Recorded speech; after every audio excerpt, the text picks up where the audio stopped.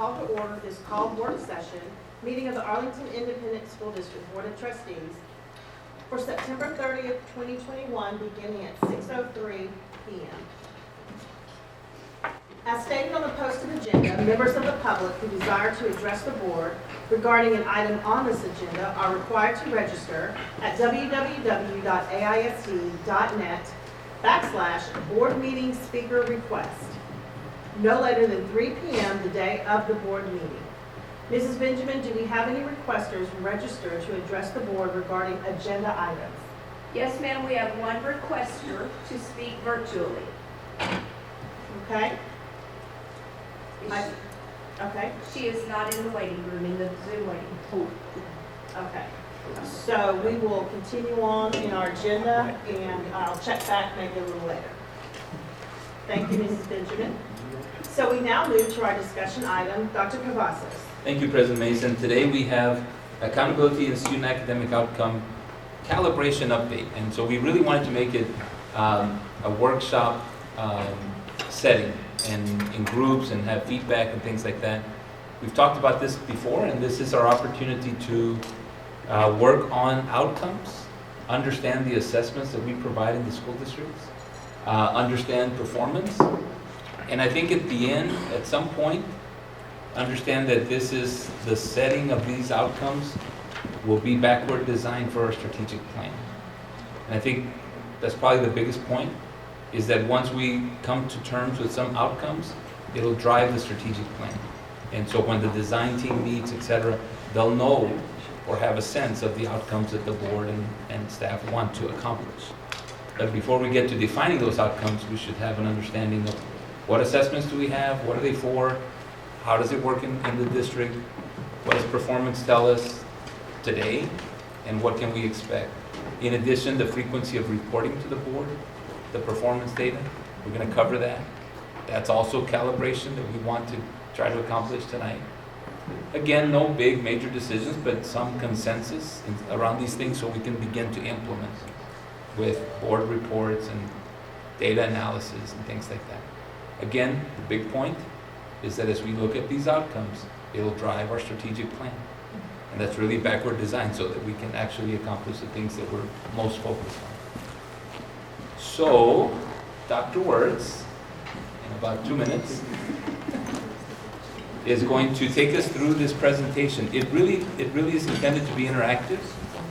So when if you have questions or you have ideas, there'll be some activities. We'll work together. We'll report out so that we can do some shared learning. So Dr. Wertz. All right. Good evening, everybody. We are going to be distributing out some laptops to everybody because some data sets. I don't know. We can use our own too, If right? you have, then Okay. yes. I didn't know there was one for you. I'm sorry. Okay, I'm sorry. Pardon me. And so if you'll log in, some of the data sets that we're going to be looking at today and processing, I'm going to be sharing with you a bit.ly or a short address that will take you to a data set that will allow you to kind of look at it together. So if you have a laptop, you can open it. If you don't have one, we'll give you one and you can just log in and we'll walk you through it. But thanks for letting us be here with you tonight. Today is going to be a little different. I'm going to be honest, it's a little awkward only because I'm used to standing in front of a podium and just talking. But today it's actually going to be more like a professional learning session. It's really designed, like Dr. Cavazos said, to be interactive, to process thinking together so that we can land on some kind of consensus that integrates all the thinking that's actually happened in the room.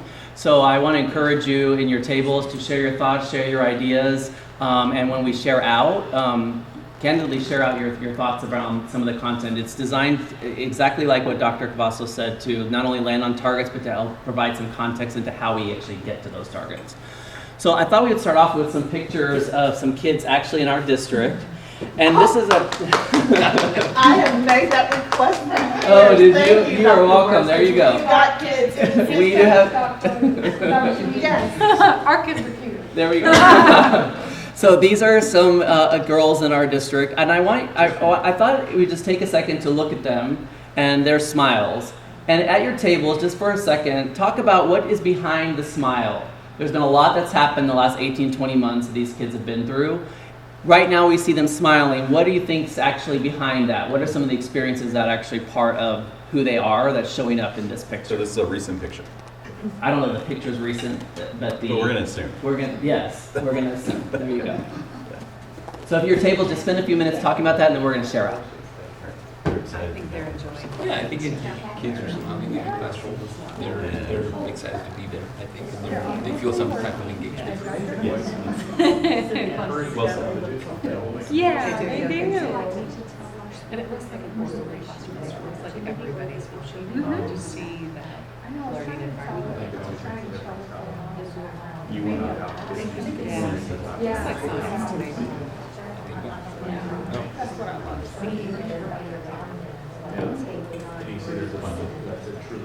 Being excited to be at school.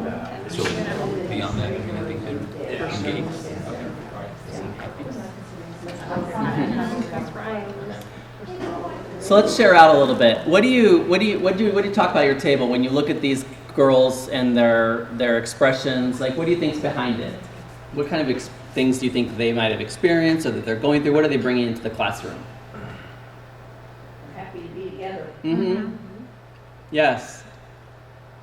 That's what we said. They're We happy. said the way they're seated, not like spread out, they're working more, it looks like a team environment, working jointly on things. They're not sitting in rows, just working in Right. isolation. Yeah, Okay. they're collaborating on something. Okay.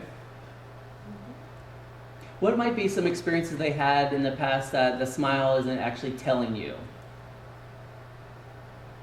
They've been sad. Mm-hmm. They've been missing friends. Right. I think sometimes kids will show up, and these kids, especially around this age bracket, will show up and they'll present to us who they are. It might be who they are for 5 minutes, and then the next person shows up because they're going through so many emotions, right? And the reality is that all of the students have a history over the last couple of years that are in common, right? It's been one that's been difficult. Their learning has been disrupted. They may or may not come from families who have job loss or they've been displaced from their homes. We don't know that when they show up to school necessarily. And I thought we would just bring this context into our conversation today because we are going to be talking about numbers, but numbers actually represent kids, and the complexity around the problems that are attached to those numbers are really significant. They're not as linear as we'd like to think. So I wanted us just to kind of anchor ourselves in our goal. The board goal for our system is singular, and it's equity in nature, right? It's about 100% of our students being exceptionally prepared. And as you've heard me talk about many times, we spend a lot of time as administrative teams and leadership teams thinking about what do we mean by exceptionally prepared and how does that actually translate into a day-to-day experience kids have. And our mission is almost like the what. We want to accomplish this, and we want to do it by these things, making sure that kids have relevant, innovative, and rigorous learning experiences. So when we go through our process today, we're going to, with those things in the back of our mind, we have 4 main objectives. The first one's going to try to understand the relationship between a process measure and an outcome measure. We're going to talk about those two things. We're also going to specifically identify targets and measures that we're going to intend to use to monitor our progress towards our goal achievement over the course of the next several years.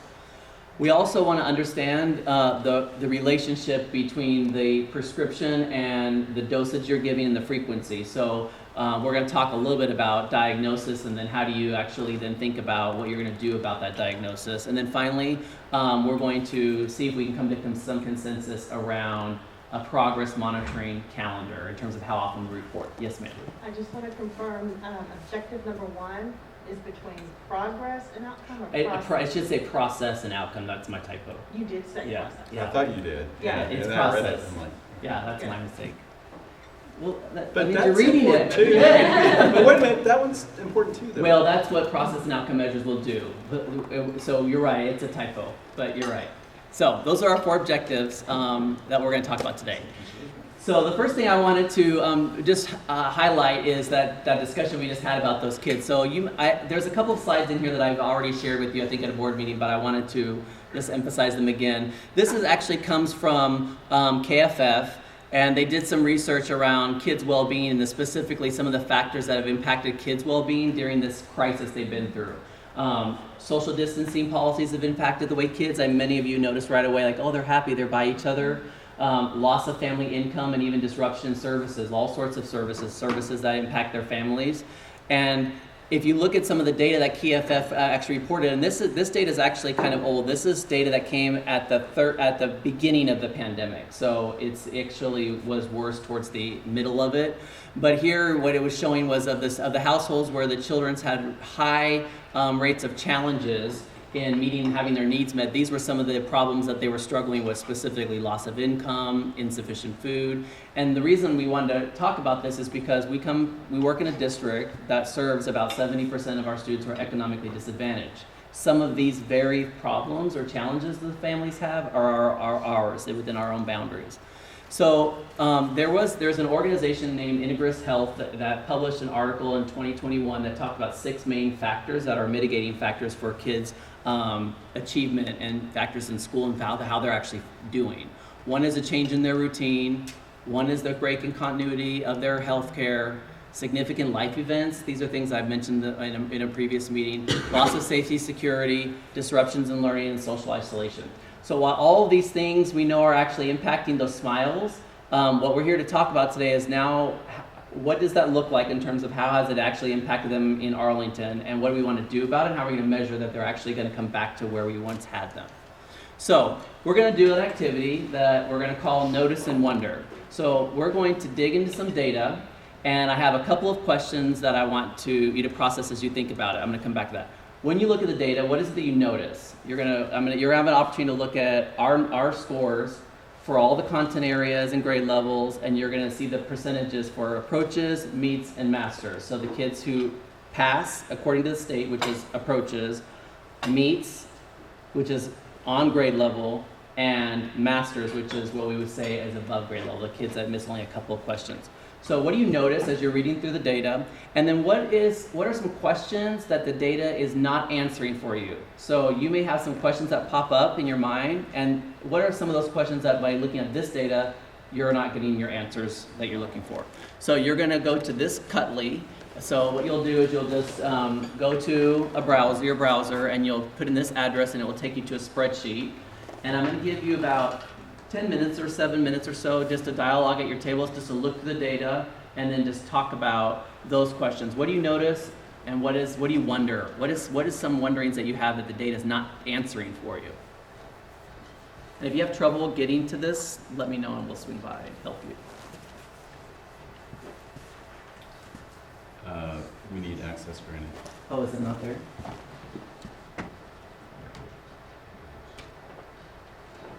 I can do it.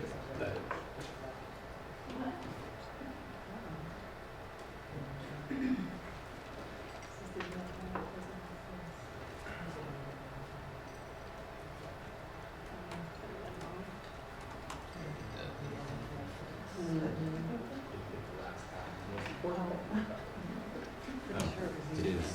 Got all the way to Q. So, I lost it.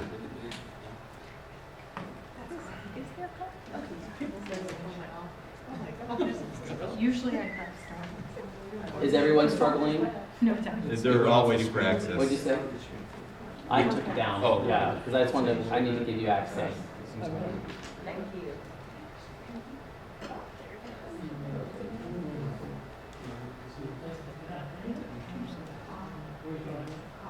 Hold on one second. Sarah. Oh, you just, did you get? The copy that you. No, It's you have to press it. you gotta press it on the top. Oh, maybe it was Keisha. Uh-oh, maybe. Just wait. You should have access to it now. If it's, Back on target. Yeah. Y'all are killing me. You did what I did. You pressed the wrong button. Here's coffee for you now. I did not. No, I didn't. Y'all, it's been a long day. We're just trying to help. You're making fun of us. Oh, what's up?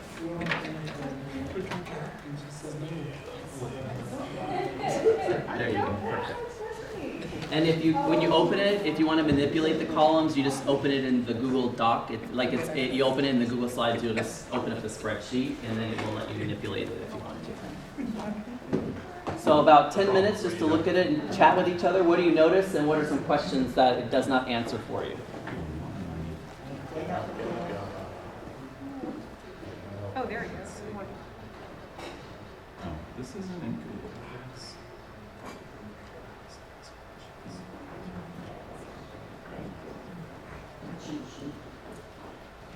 Ah, that's better.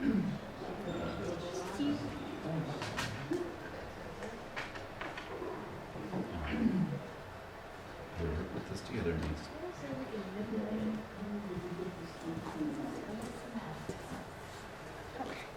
I'm putting the filter.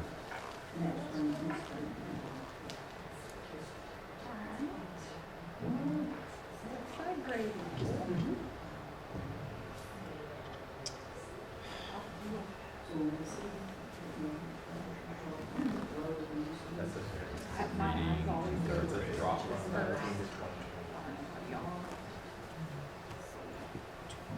Percent, which is beats.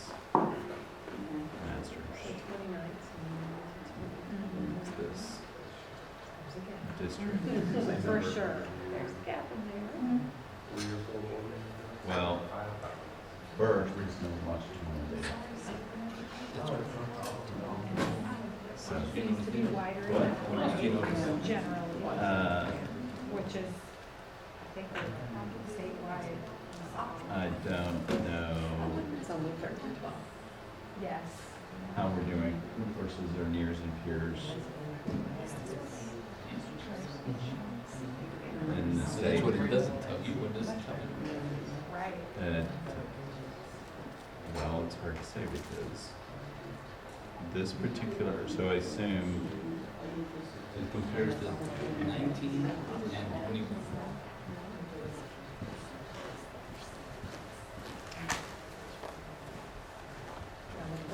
so we do have anything there. Yeah. I thought that was district. I read district. It's district.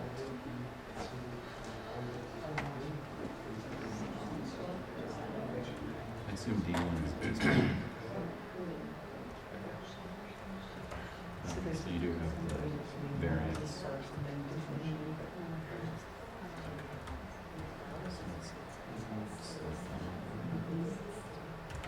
And sort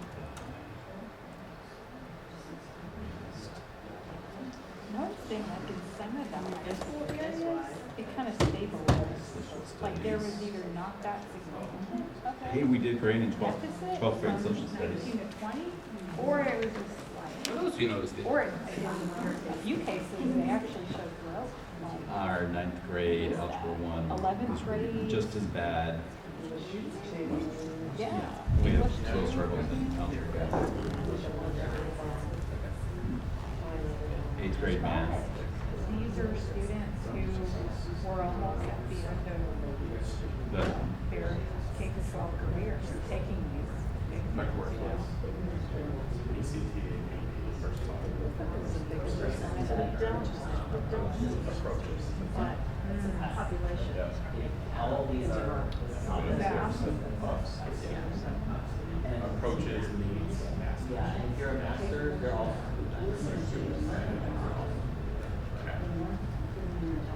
Mr. Barlow, but the difference on our far right column, quite a bit of negatives, but it looks like it's showing from 21 and then going back to 38. Algebra 1, 9th 38. grade.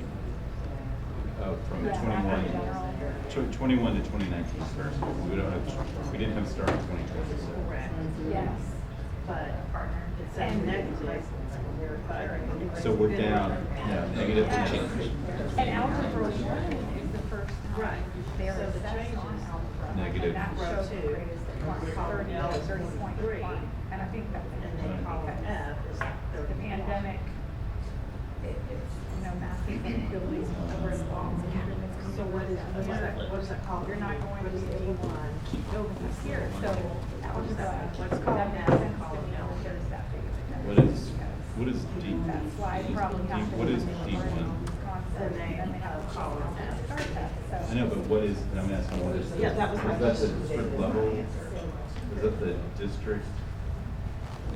Is that something we don't? What is a D1?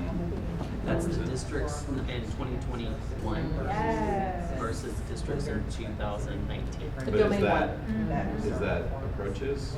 That's the No, approaches is. Well, approach, this thing about approaches, meets, and masters, the masters number is included in approaches, Approaches, and the right. meets is also included in approaches. So what does that 22 represent? I would wager to The say 22 there is represents, I believe, the 22 is at the difference. It's the average, right? When you see Is these. that But at the same time, average you of know, we these? have This right here. current Yes, structure domain going, one. so maybe it might not, but You divide by 3. divided by 3? Okay.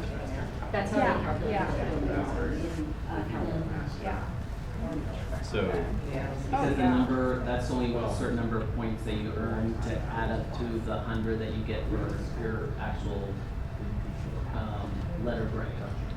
yeah, so the percentage drop in the numbers. Right, so in domain 1, in 2019 were 52, and then 2021 was 22. So we lost 30 points, which is Domain. domain average. That's the difference, that's it, so what I'm going to calculate now. Domain one. And of course, we are seeing how we compare to our peers in this space. So that's another thing. Yes, which is great, which is great. In performance. If you want to see that, go below. So this is just one. Yes. So, Yeah. And I would imagine that there would be some definite patterns there with the socioeconomic status. Start third, and then start to be limited in third. That's right, it's not showing. And it's interesting that as much as we want to have television on the map, Right. deficit, literacy is beyond grade 12. How much of literacy deficit, how much of that So it and that's something that Dad was talking about. this was a phenomenal mistake. Question number 50. Okay, Right, I mean, that's how it's become. Very rarely do you see Yeah. straight up computation. Usually, Okay, about 1 more minute. word problem is a straight up But what are we missing though? because there's that trend. These are not single kids. These are not third graders and third graders. Maybe it's not like very. Again, this is let's get like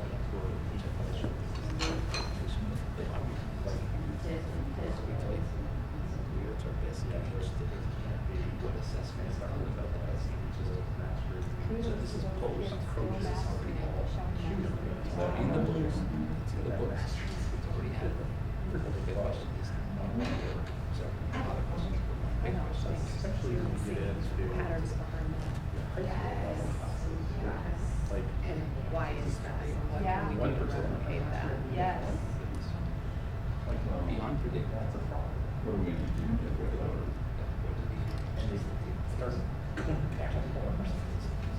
Okay. And then we're making progress to. Okay.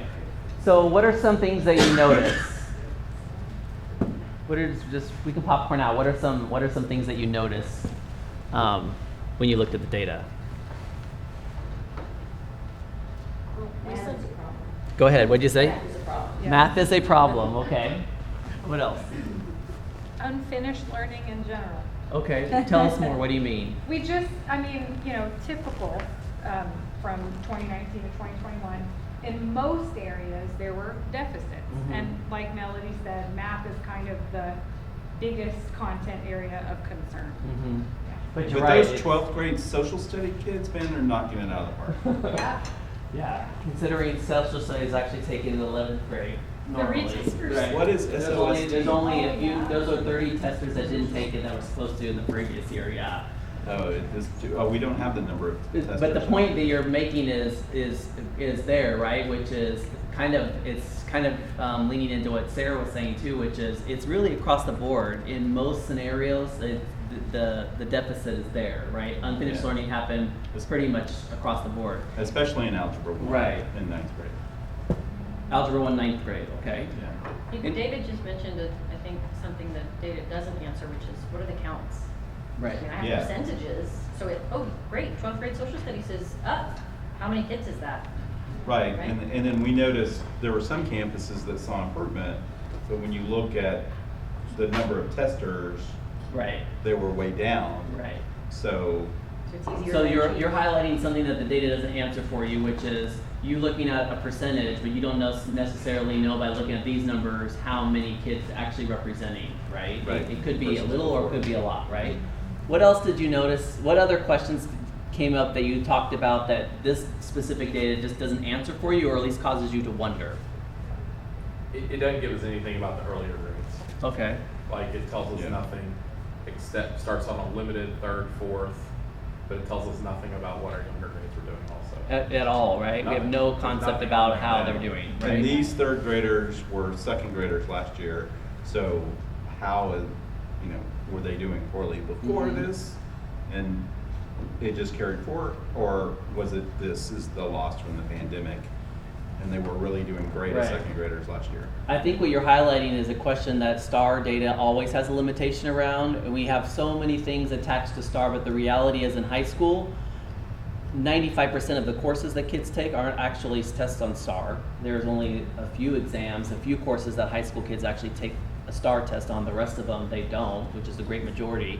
And then even in the other grade levels, it's very isolated. And then there's a complete absence of information about primary grades, right? Right. So when you're trying to get a picture of how a system is doing, you can't only look at STAR because you're going to be Especially- misplacing some things. Given the fact that we're missing 2020 data. Right. So I was wrong. The third graders this year were actually first First graders graders. the last time they took the test, so. So as you go through the data today, the initial part of this activity is just to highlight the idea that we see lots of numbers in how we did on a STAR exam compared to 2021 from our benchmark in 2019. But to your point, there's a whole year missing and there's a lot of information that even STAR can't actually answer for you. So when we're trying to figure out what to do about it, there's a quote from Gandhi that says a correct diagnosis is 3/4 of the remedy. You have to actually know what your problem is before you start working towards it. And so I wanted to kind of go back to this metaphor that I'm kind of using about going to a doctor's office. So what is happening here? It's taking the vitals. He's checking your vitals, right? Or she's checking your vitals. And why do doctors do this? The place to start. The basis. Yeah, what do you mean? Those are off, then Yeah. you gotta fix that first. Okay. Right, and you know what, on average, they should be for a healthy person. Right. So you have benchmarks to compare them to. Right, and so Well, your blood pressure affects everything else that goes on in your body. okay, so you're hitting the point, which is they check they check major things that a typical human being would need to have scored at a certain average range for healthy people. And if you're too high or too low, it prompts them to want to dig deeper. But if you're landing in the range where you're supposed to be, then they will make some general assumptions about your health around those things. Well, the important thing about this that you all mentioned is you have to know what the targets are, because checking vitals and not knowing what the standard that you're measuring against is before you check doesn't tell a doctor anything. So let's assume, to your point, Mr. Hogg, let's assume that they didn't actually know what blood pressure was supposed to look like, what was considered elevated or normal, and they were just checking it. It wouldn't help you. Well, it's the same thing when it comes to us setting targets and us setting goals and trying to measure progress. If we don't have an endpoint that we're actually trying to get to in advance to compare those things to, then checking a number for the sake of it doesn't actually do us any good. So in Arlington, we've really tried to think about how do we take this idea of a vital and elevate it into an educational system. And what does the research say are actual things you should pay attention to that would tell you whether instructional learning is actually in a healthy place. Now, when I say this, Ed, I don't intend to say that we're not checking all the numbers that you looked at just a few minutes ago from all the grade levels. But as a system, we want to know, like, if Algebra 1 is a problem, a real problem, there's probably an indication that something prior to Algebra 1 is also an issue. If my third grade reading scores are not very good, the first thing I really want to think about is, well, what does my primary grades actually look like, and how are kids progressing towards proficiency in third grade? Because the idea that kids just show up and a third grade teacher can flip a situation is really kind of a naive way of thinking, right? Usually it's generated from a period of things. So what we've done is we started thinking out what could be our vital signs in Arlington to really pay attention, and we have several here. We have 3rd and 8th grade reading, English 1 and 2, 3rd grade and 8th grade math, Algebra 1, kindergarten readiness, meaning how many kids are showing up to kindergarten actually ready, and then of course earning at least one indicator in CCMR. And the reason why we wanted to include this is because, not just because of the accountability system, but because so much of the learning that kids engage in high school actually lands in that area and less about a core. So, go ahead. Oh, I didn't see your hand. Well, not only do we want to include it for what you said, but our board adopted goals that we are legally required to adopt as a board require 3rd grade reading, 3rd grade math, and CCMR at a minimum. For House Bill 3. For House Bill 3. Right. So it's good that we're aligned. Right. So we're going to do some more wondering, okay? So I'm going to encourage you to go to this bit.ly. There's Cutley actually at the top corner. And I want you to think about these questions. What you're going to see is you're going to see targets. And really, before you dive in, I want to give you one explanation about what you're looking at. What we've tried to do is we've tried to think about how do we establish a 5-year span of targets for like improving, I'll just use 3rd grade reading as an example, to go from where we were in 2019 to considering where we now are as a new baseline, how do we now get back to where we want to go? And what we try to think about is which targets do we think are actually reasonable enough to actually get done in 3 years and to get back to that in the 2019 baseline, and which ones are actually going to probably take us about 5 years to get there. And the reason we thought about that is because it's one thing to create a number, but if it's just going to be a number and it's not going to be realistic to actually try to get to, we didn't want to create that and put that out there. So what you're going to see on your spreadsheet is a couple of things. On each tab on the bottom, you're going to see the different content areas, and you're going to notice that some of the content areas will get you to the baseline goal of 2019 by year 3, and some of them we're making a recommendation that they would go to the year 5. The other thing that you're going to notice on there is on the bottom portion of it, you're going to see all the subgroups and their individual targets. Those things add up to the number that you're trying to get to in terms of the actual goal. The reason why that's really important is because when you're dealing with district level numbers, we don't have any kids at the district level. They're all sitting at schools. So all those campus numbers have to add up to this. So what you're looking at today is our recommendation for district level targets. What you don't see in front of you is that campuses will also have a very similar target set that looks exactly like the districts, but for their specific school, that will allow them to, if they meet those targets, the district will meet its goals and objectives by sub-pop. The last thing I wanted to mention is the way the model was generated to actually land on these numbers took into consideration the type of school that was, the type of students that were actually engaged in the learning. So if you're coming from a school that's highly affluent versus one that is economically disadvantaged, like a 90%, for example, that the rate at which you would improve was taken into consideration in terms of how to set the target. So it was the idea was try to create it in a way that took that into consideration in terms of equity, the reality of your situation. So if you'll go to, is there anything you want to add to that? No, they need access to that. Oh, I need that one again? Okay.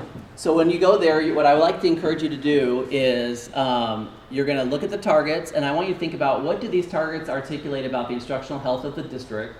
How would these targets help inform you in terms of your work as a board, in terms of governing the system? And then what other additional considerations should we be thinking about? So I'm going to go ahead and give you access. And the goals that were created based on 2019, we have adjusted those goals based on where we are now with our 2021 data. So if you'll recall what the 2019 showed, you'll see that there's quite bigger gains to be made. Initially, the models were put together with a smaller effect size based on the strategies. However, due to the ESSER funds and other additional pieces, House Bill 4545, and accelerated learning instruction, there would now be a larger than a small effect size that would take place. And so the goals have been adjusted to how that can stretch.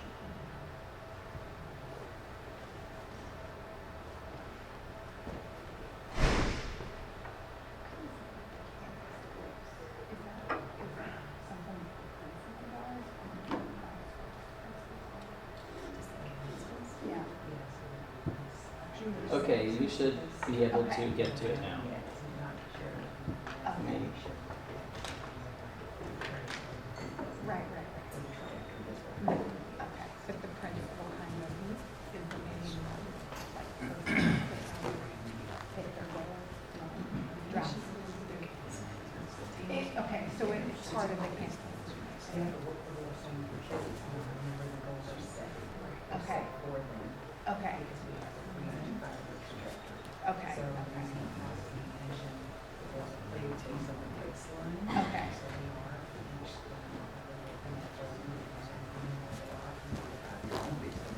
Yeah. Right. Yeah. Gotcha. Yeah, and we could have 71 principals creating goals, but for it to all go towards the district goal, it makes sense to use the same model. Yeah, to make it yeah. happen in places. If you want to go for more, by all means. Right, But then right. maybe putting some other things in place that they make you gain. Right. One thing I just want to point out to you that you're probably noticing is on the document, there's on the left-hand side, there's a thing that says size of gap. The reason what that is there was, when the goals were set in a way to do two things: move as a system, but also close the achievement gap between subgroups. So what you're going to see is, as the numbers progress, you're going to notice the gap size gets smaller and smaller and smaller. And the reason that is because initially you might find that there's actually large gaps across different subpops of students, different groups of students. What we want to do is try to get as close to a non-gap as possible. So the goals were designed in a way to accelerate the number of kids that pass and reduce the achievement gap that exists between our student groups. Right. So, Right. is the proficiency, is it approaches?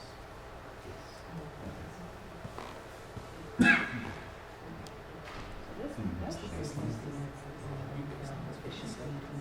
Oh, the new. Right. So the new baseline. So we, Right. Yeah. so on our NT3 goals, are we allowed to start over this year and then go 5 years off from here and have a new baseline? We set the baseline. But we still have 5 years specific, which, And would your policies represent this trade? So this is year one, right? If you Okay. Go to the last half. 84 was when you were. You baseline is 39. oh,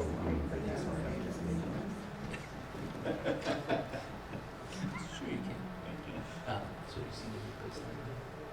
And even the suppress. yeah, 20 points per year. You get 5 years. Right. That's the reality of it. And then all the subgroups on the bottom, those are the subgroups that stay in place. Target groups, Okay. Yeah, I want to make sure I'm reading this right. Yeah, can y'all click on grade now? So approaches in 2019 was 84, and approaches in 2021 was 36. Yeah, that's our worst one. Wow. I thought it was algebra. No, it's 8th grade math. Okay, it was 8th grade then. Okay. Which 8th grade math, I mean, that's still algebraic concepts, wouldn't you say? Yeah, I mean, there's algebraic concepts all the way down, Right. but That's what I'm trying to figure out, is the algebra, like, the beginning Because we of didn't that drop it. new Oh, stuff because in we math, actually is did. that like the big hang So- up that caused bigger deficit than like elementary math deficits, you know? Right. That's what I'm trying to figure out. And the other thing too is that number, keep your eyes peeled on algebra this year. Right, right, because this cohort That is now. AISD will eat everybody. Yeah. And it's these kids too. Mhm. Right, right, this cohort, right. That's interesting. Yeah. But look at the gaps. I mean, That's the one that's the most dramatic. It was like the one where it's like, we kind of lost our breath. it's very interesting. Yeah. But it wasn't just us, it was everybody. No, it wasn't, but it just was so dramatic for us. Yeah, we had, but in our third grade, it's math. Yeah, like, Where's third grade math? polls say,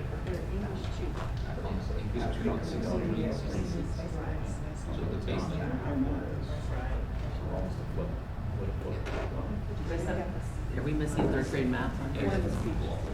you are missing third grade math on there. Oh, our third grade math is missing. Oh, So, Yeah. yeah. I'll pull it up. I'll bring it to the next slide. I don't know why I missed it. Yeah, that's right. It's just, yeah, because that was the other one. I mean, it was third grade math and eighth grade and algebra one.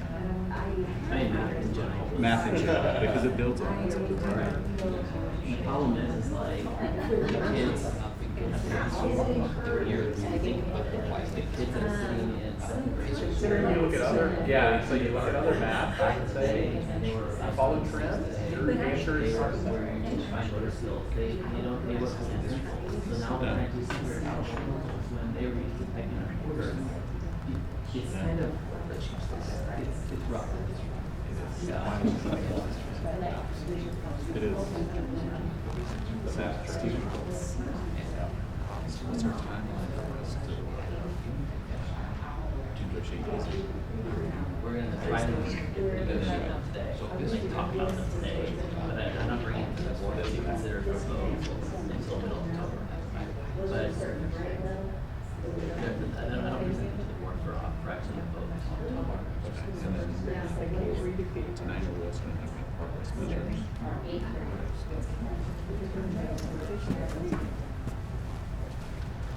Okay. So when you look at the targets, what are these targets? How do they initially articulate the health of the system? Like when you look at them, how would that help you in terms of measuring how the system is healthy instructionally?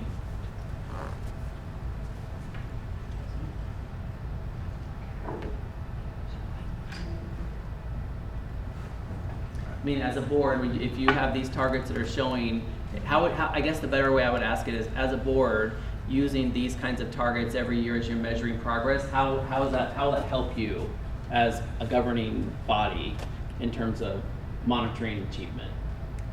It doesn't, because these are based after the fact on the STAR, and we need to measure interim growth in between.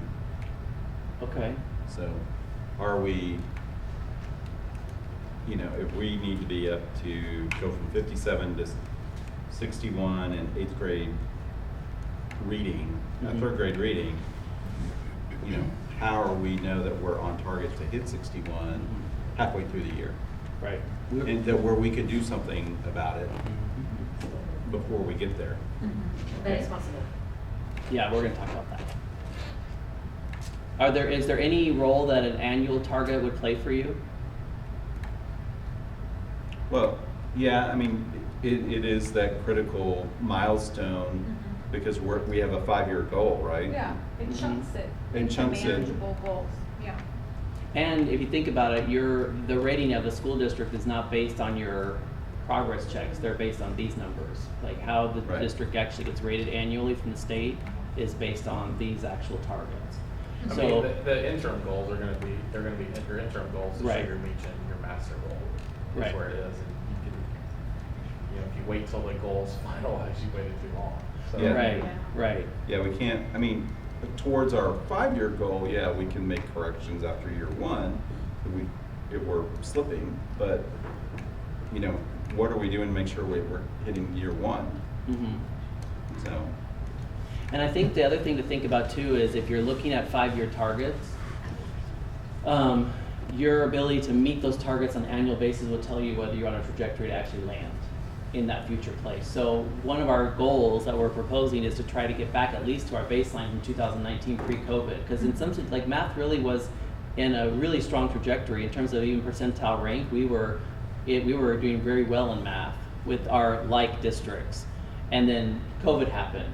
So if the goal is to at least get back to, as a minimum, a start point of where we were before we got started, whether in a 3-year or 5-year target, an annual goal will at least tell you whether the whole system is moving there.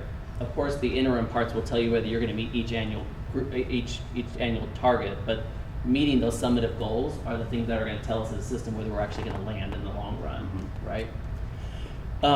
Any other thoughts or considerations that we should think about when we're thinking about actual goal setting?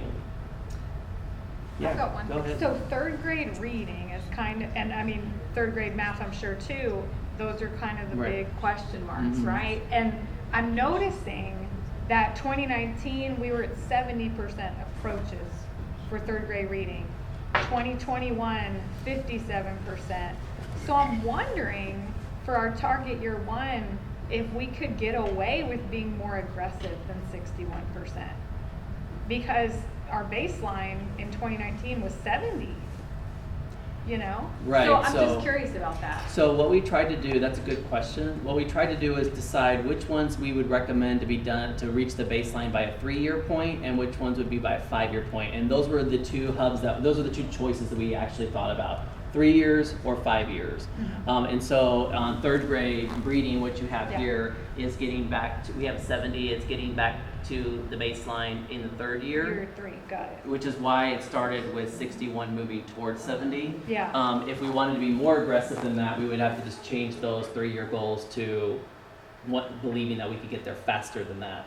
I think the point that's not answered here, which will come to your question earlier, Mr. Rollbanks, is what do they look like in second grade and what are they going to look like in the primary grades? Yes. That really has to answer some of that question, right? And the cohort taking this year's third grade STAR test has not had a normal school year Since kindergarten.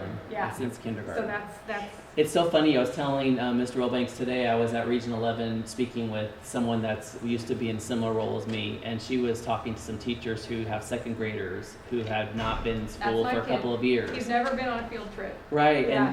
and she said something similar, like they're literally teaching kids how to hold their pencil in class because they didn't learn those fine motor skills back in the early grades because they weren't in class, they were at home on a computer, which is an Right. interesting kind of thought we don't think about. I bet they can type really well though. Yeah. They can screen share. There you go.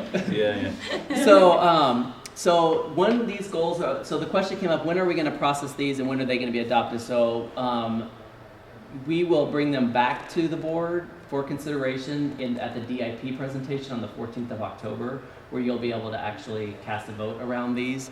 And so in the interim, we can do some tweaks and things like that. But once they're actually adopted, they will be posted again on the website. This is what our House Bill 3 goals are actually located inside on the website. There's an overarching target for the 5 years, and then if you actually break it down by district and by campus, you'll see all the same types of targets that you're looking at right there on your screen. And these have been posted now for a long, long time, but we will update that with new targets once this is done. So, all that being said, this all kind of culminates up to a letter grade. It doesn't necessarily, the state doesn't look at individual numbers per se. They try to simplify it for the public by attaching a letter to it, which is nor here nor there. It's not really that simple, but these numbers, like you saw even in the domain one, all add up towards an actual accountability rating. And our goal, of course, is that we have all of ours doing well, at least an A, B, or a C. So I wanted to actually talk about this concept of measurement. So what are some things that we actually measure in our life? What are some things that we measure? Our weight. We measure our weight. Yes, we measure our weight. What else? Bank account. Bank accounts. So like, let's say, so we have actually a principal in our district who does like competitions. The principal over at Sam Houston. And I used him at a principal's meeting to stand up and actually talk about this concept. So if you were going to be a bodybuilder or lose weight, how do you do that? What do you have to measure? Any Body mass ideas? index. Body mass? Your starting Your weight. inputs. Your inputs? You have to measure Calories. inputs. So what are the inputs? How many calories? How many calories you actually take. So this individual measures, literally weighs every piece of food he puts in his mouth. He He knows measures exactly. every carb, he measures every Everything. sugar, every. So he has his macros, Yeah. he knows all of his proteins, his carbs, and his fats, and he also knows the exact number of ounces he's consuming for each one, right? So that's one input. What's another input that you would have to measure? How much exercise? Yeah, like his actual weightlifting, right? How many weights he's doing, how many reps, whether he's actually reaching those, how much cardio. So when people are actually setting a target or a goal, they're actually measuring a lot of things. It's no different in our system, right? We have to figure out what are our inputs that are actually affecting our outputs. And this is very much reason why we actually create the targets that we're doing with the progress measures that you've mentioned, is we first come to the doctor to get our baseline, and then once we have a prescription, we actually know how we want to address the problem. There is a time and a treatment. You know how much you're supposed to get and how often you're supposed to get it.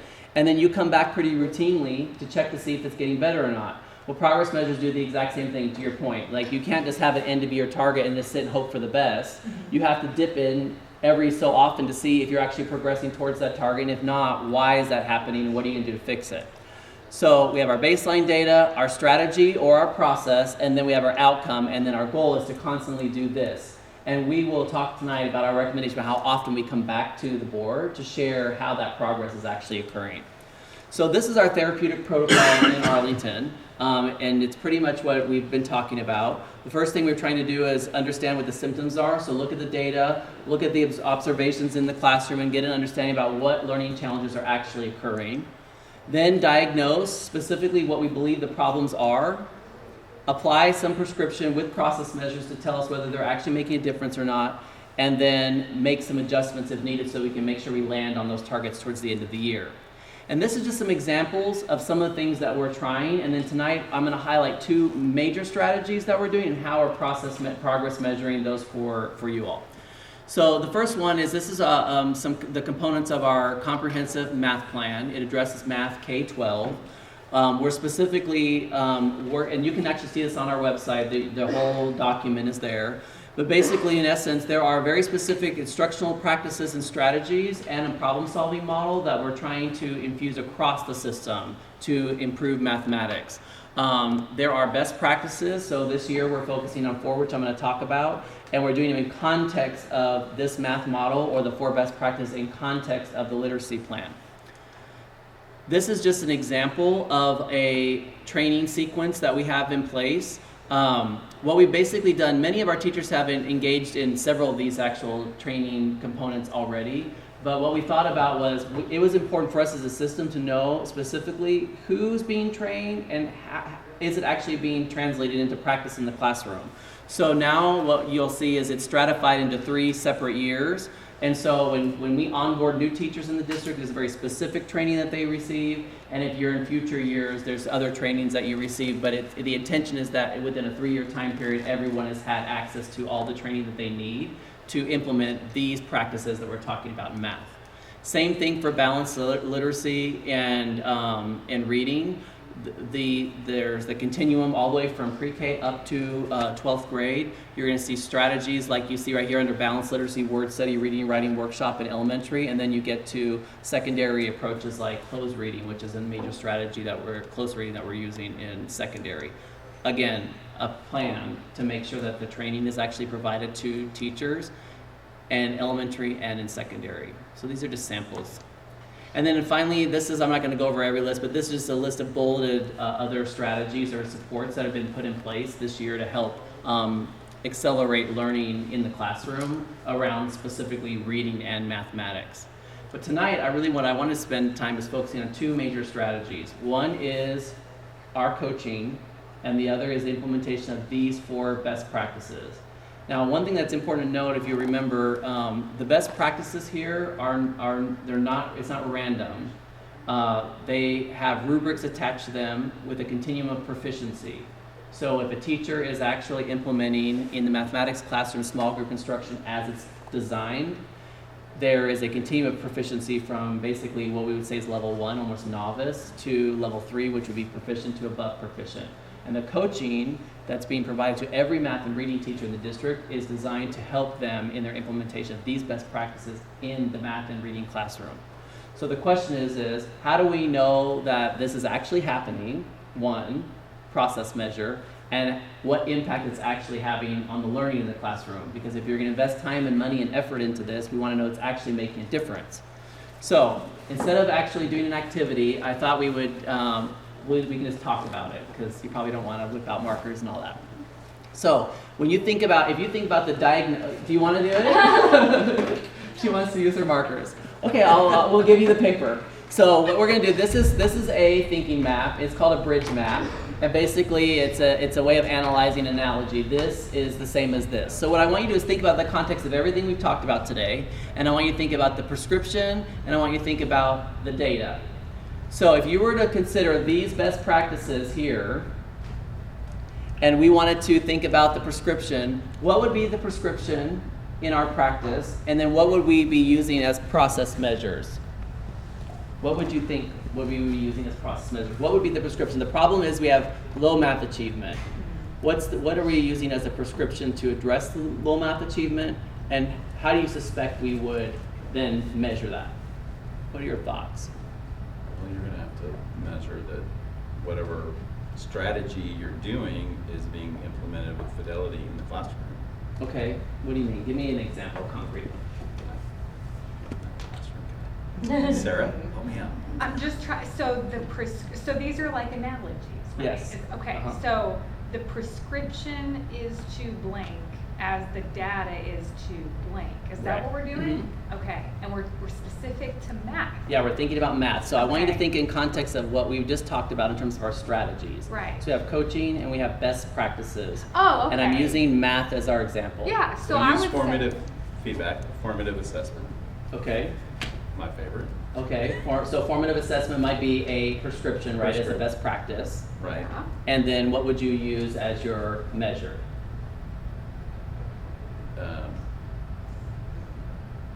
See, I would think assessment's the measure. But it's one of the best practices, It's one of the best practices. right? So how do we know that data-driven instruction using formative assessment is happening in the classroom? Yes.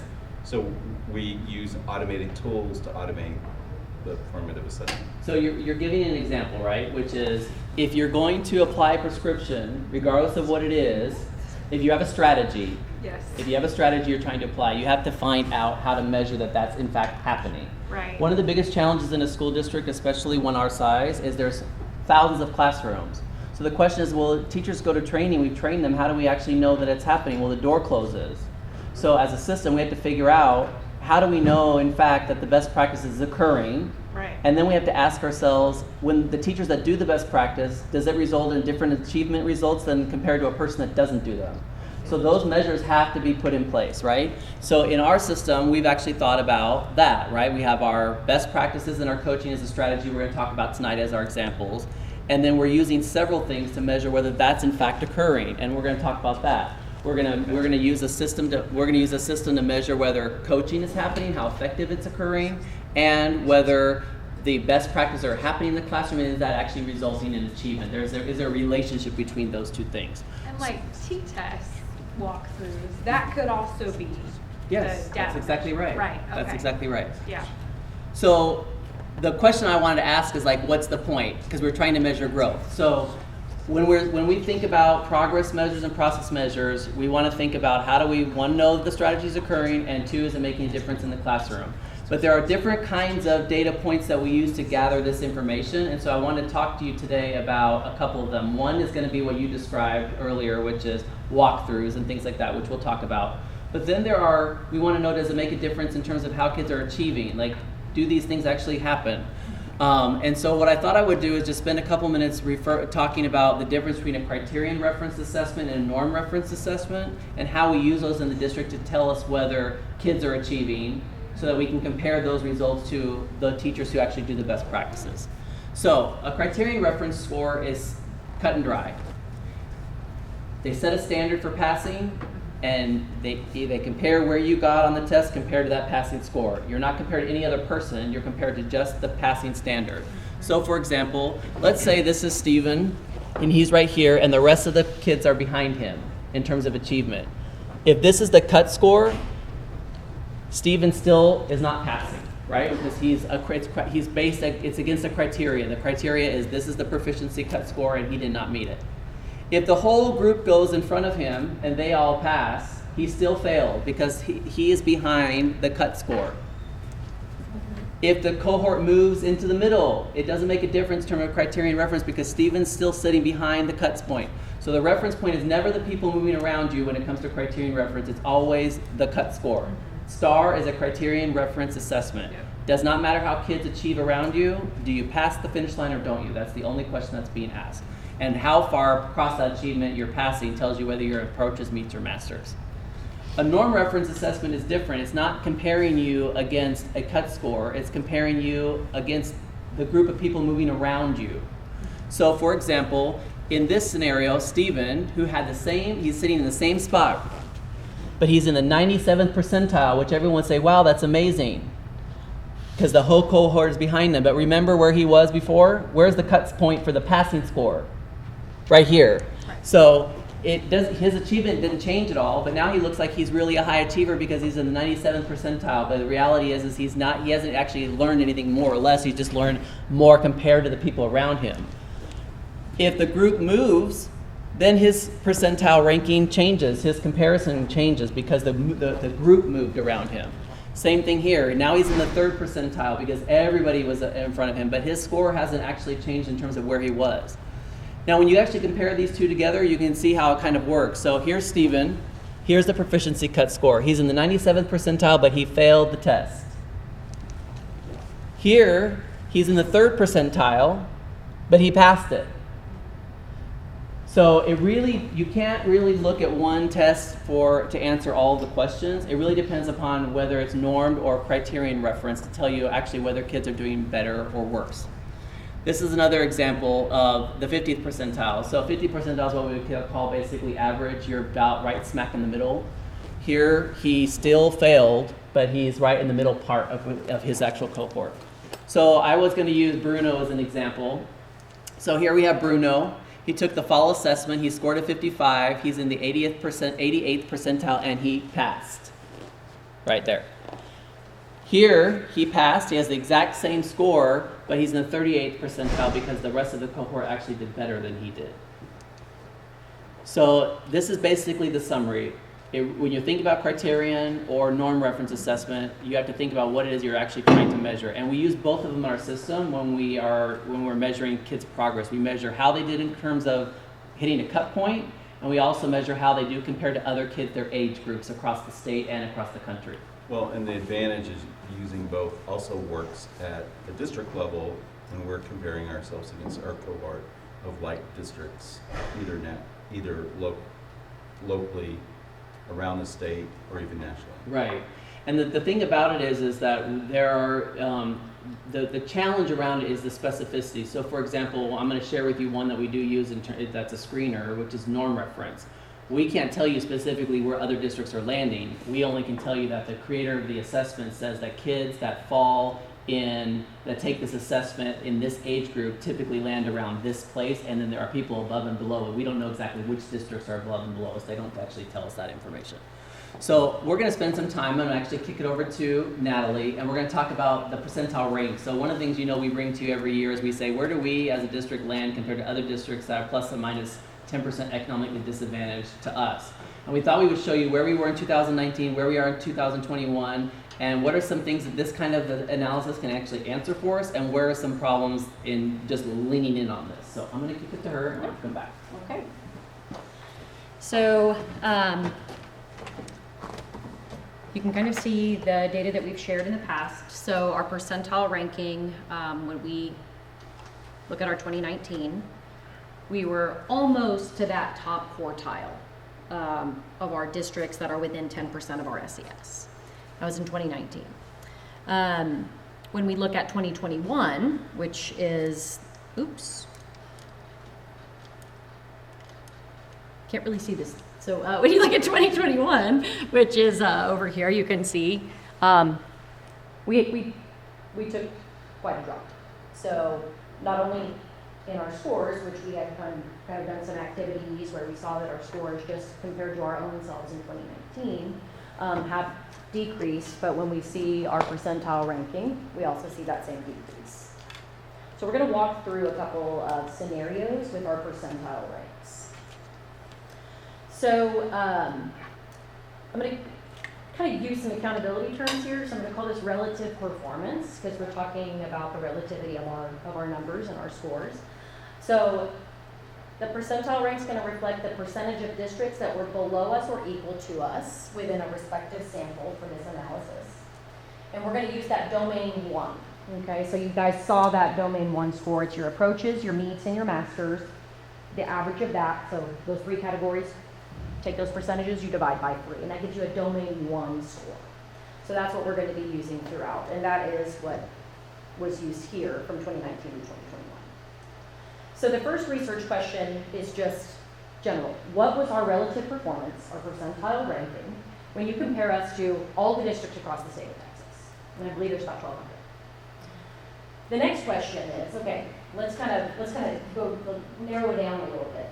And let's kind of look at those around us that have that similar SES, that look like us. And so what is our relative performance when you compare us to those districts within that 10% of all SES?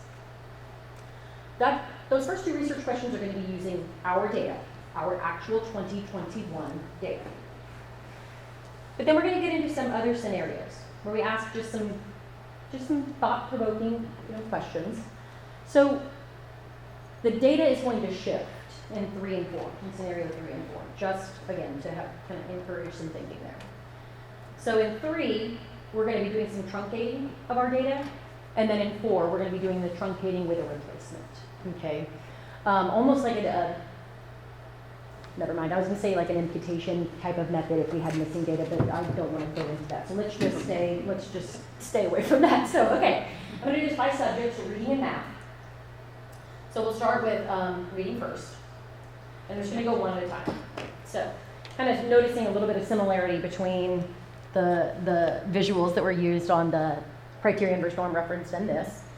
So what we have here, we have our first question. So what is our relative performance compared to just all the districts in the state of Texas? That domain 1 score, okay, that's for all of our reading tests, approaches plus meets plus masters divided by 3. So our domain 1 was a 37. We had 349 districts that were less than or equal to that value, and then 847 that were greater. And compared to the state, we're in the 28th percentile. But we don't, there's so many things that go into that. So we want to, again, go narrow down and look at those that are like us. So that takes us to our second research question. So when you look at that plus or minus 10%, what is our relative performance? What's our percentile ranking? So the sample dropped from about 1,200 down to about a quarter of the districts. So we got 366. We're in the 39th percentile. So slightly better than when we compare to everybody. And that makes sense. Our SES is pretty high for our low socioeconomic. So we have 153 districts that are less than or equal to us, and then 213 that were better on the 2021 data. So that's using our actual data. So we looked at some of the data beforehand in that first activity. We looked at the reading and the math, and all the scores by grade in that first activity. And I heard somebody else saying, well, it's kind of low in a lot of the readings. It's kind of low in kind of in every math we had a drop. So for reading, we go into this scenario. What if, maybe it's a certain grade. Maybe it's one that's standing out, that's bringing us down a little bit here. So if all of our districts remain the same, with however they scored on the test in the spring, what would our relative performance be if we did a slight manipulation of our data by removing our lowest performing grade level in reading, which happened to be our 4th grade reading? So if I just take out 4th grade, their reading scores, and then I recalculate, because these are averages, our approaches, meets, and masters, and I divide by 3. My domain 1 score, it increases slightly from a 37 to a 38, okay? And then when I run that same percentile ranking, we increase slightly by taking out that lowest performing grade level. So I'm gonna stop for a second there and just kind of see if there's any thoughts about that hypothetical. Since there wasn't that crazy of a difference, I would say that there's no outlier. Even though fourth grade reading might be the biggest or the biggest deficit area, that doesn't mean that the others weren't also an area of concern, if that makes sense. There was no big outlier. Yeah. I would agree. You good? I'm looking at the data, our fourth grade performed equally as bad as our third grade. Thank you, David. Any other thoughts on? Always uplifting. Yeah, that was right on, right? So both of that feedback. So then, okay, so let me think then about that fourth scenario, where I'm not using the actual data. I'm gonna go ahead and I'm gonna remove 3rd, 8th, and English 1 and English 2. I'm gonna remove those scores. And I'm going to make this assumption that I meet those year 1 goals that y'all had a chance to look at in that second activity. So I'm going to then replace what I removed with kind of this fake data, if you will. With this scenario, that instead of that 57% on 3rd grade reading, I now am achieving that 61%. You had mentioned that value. And then do that for all of our subjects, or excuse me, all of our grade levels that we have goals for. So in that case, I'm not just removing and taking something out, I'm replacing it with something that's better. Well, what do I notice from this to this? There's no change. Not really, there's not really much of a difference between taking out and then replacing. So that could tell me that while 4th grade was the lowest, if they're included and we improve 3rd, 8th, and English 1 and English 2, that kind of still I'm still right at that same percentile rate, which again means I can't just, as a campus, I wouldn't just focus on 3rd grade. Now maybe as the district, those are the vitals that I'm checking along the way, but as a campus, I'm still going to keep an eye on all of those reading performances across the different grade levels. Because I don't want to just meet on this grade level or that grade, I want to improve throughout. And can I say something about that Yes. too? Like if you're looking at like a vital, for example, I'm using that as a term, like my English 1 scores, for example, and I actually meet the target, my natural inclination is then to dig into others and say, okay, well, which actual grade levels are contributing to that and which ones aren't, right? So you're always going to kind of peek under the hood. And I think this is an important point, which is we don't want to give the impression that just because we're elevating 3rd grade, 8th grade reading and English 1 and 2, that we're only focused on those, because you can only focus on those and not move 1 inch. All the other grade levels are still included in the number. What that just tells us to do is where to start poking our heads, so to speak. It's a way of us just trying to figure out, it's almost like having the engine light come on in your car, so to speak. I don't know if I think you use that as an example, but it's almost like having an engine light come on in the car. It's like, oh, there's something wrong. But it doesn't mean that you're not always checking to make sure you're putting oil in the car and that everything's working well. So I think this is a really important point, is vitals don't mean that that's all we pay attention to, because you're not going to move the system by only looking at those things. And that's why we want to make sure that we're supporting campuses as they are working with all of their grade levels in their building. If their 3rd grade scores look great, that's great, but if they're still struggling in 6th grade reading, we have to help them, you know. Yeah, I mean, for accountability to be fair, everyone needs to be accountable. Well, and to be honest, the score that you get at the end of the year, the A, B, C, D, or F, is made up of all of them. Yeah. Right, and I get that. Now, but to be clear, what we are asked to adopt as a board is, at a minimum, 3rd grade reading and math and the CCMR. And I would posit that we would also want to look at the other ones you have up there, the 8th grade. Yeah, you'll adopt those as part of our DIP. And the House Bill 3 ones you've actually adopted, we're just going to modify them. That's why we're bringing it back to. So we did, but there were some things that were left out of what we're required to adopt. So like our progress monitors and our monitoring calendar. So, Okay. We're gonna go do the same, just kind of overview of math, okay? So same research questions, same methodology. So with math, when I compare to all the districts in the state of Texas, I'm in the 21st percentile. My domain 1 score was a 29. Our domain 1 score was a 29. 257 districts less than or equal to us, and then 938 above. But again, we're gonna narrow in and we're gonna look at our comparison districts. And so when we do that, kind of a similar, about 25% of the overall population here. And we move up slightly from the 21st percentile into the 26th percentile. 100 districts that were lower than us or equal, and then 266 that were above us. So yeah, we're in the bottom quartile there. Let's kind of examine those hypothetical scenarios. The same scenarios where I'm now going to take the data that I have and I'm going to just to do a little manipulation to see these hypotheticals. So if all the districts remain the same and I take out that lowest performing grade level, which was 8th grade math, I believe y'all saw that from the second activity. We went from 84 to down to 39. So we took that group out. And we increased kind of the same, we kind of see the same trend happening here. That helped a little. I mean, our domain 1 score went up 1 point from a 29 to a 30. Same thing happened with reading. And so we moved from the 26th percentile to the 29th percentile. And again, we can't just eliminate grade, but I think that kind of speaks to the same thing that we noticed with reading. It's like, it's kind of the decreases are across the board. So we have to pay attention to all the grade levels. It's not one thing that's glaring that is bad that we can remove or focus on. It's across the board. Now, this fourth one was interesting.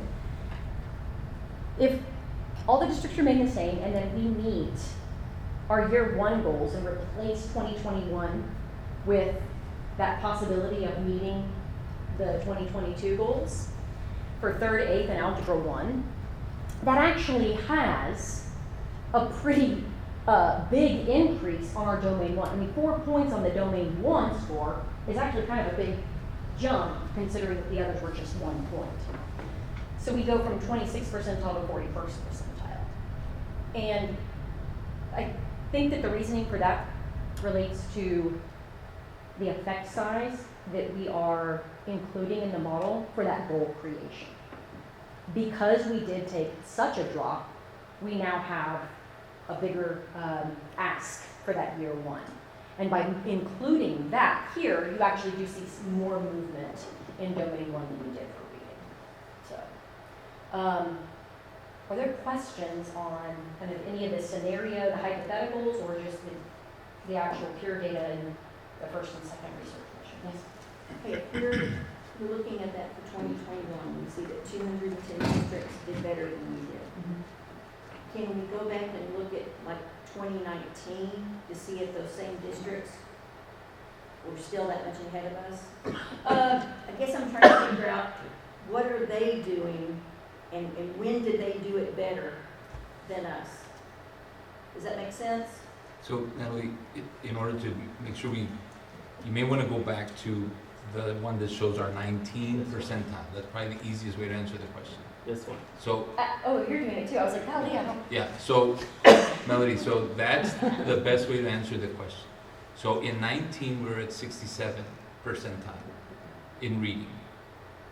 So just take a moment to look at And remember where across 50 is. 50 is smack average. So- Our goal has always been to get to the top quartile. Right, so we were way above, and we were making very good progress, right? A key point, and we don't want to get lost in this point because we can get really lost in this point, but it's an important point. In all of this percentile, plus or minus 10% of SES, which we narrow it down to 400. The state is not a really good comparison because we never compare really, that's not a way to compare because we're not like the state. But in that narrowing down to 400, like we did in 19 and we did in 21, so it's about the same size of a group, right?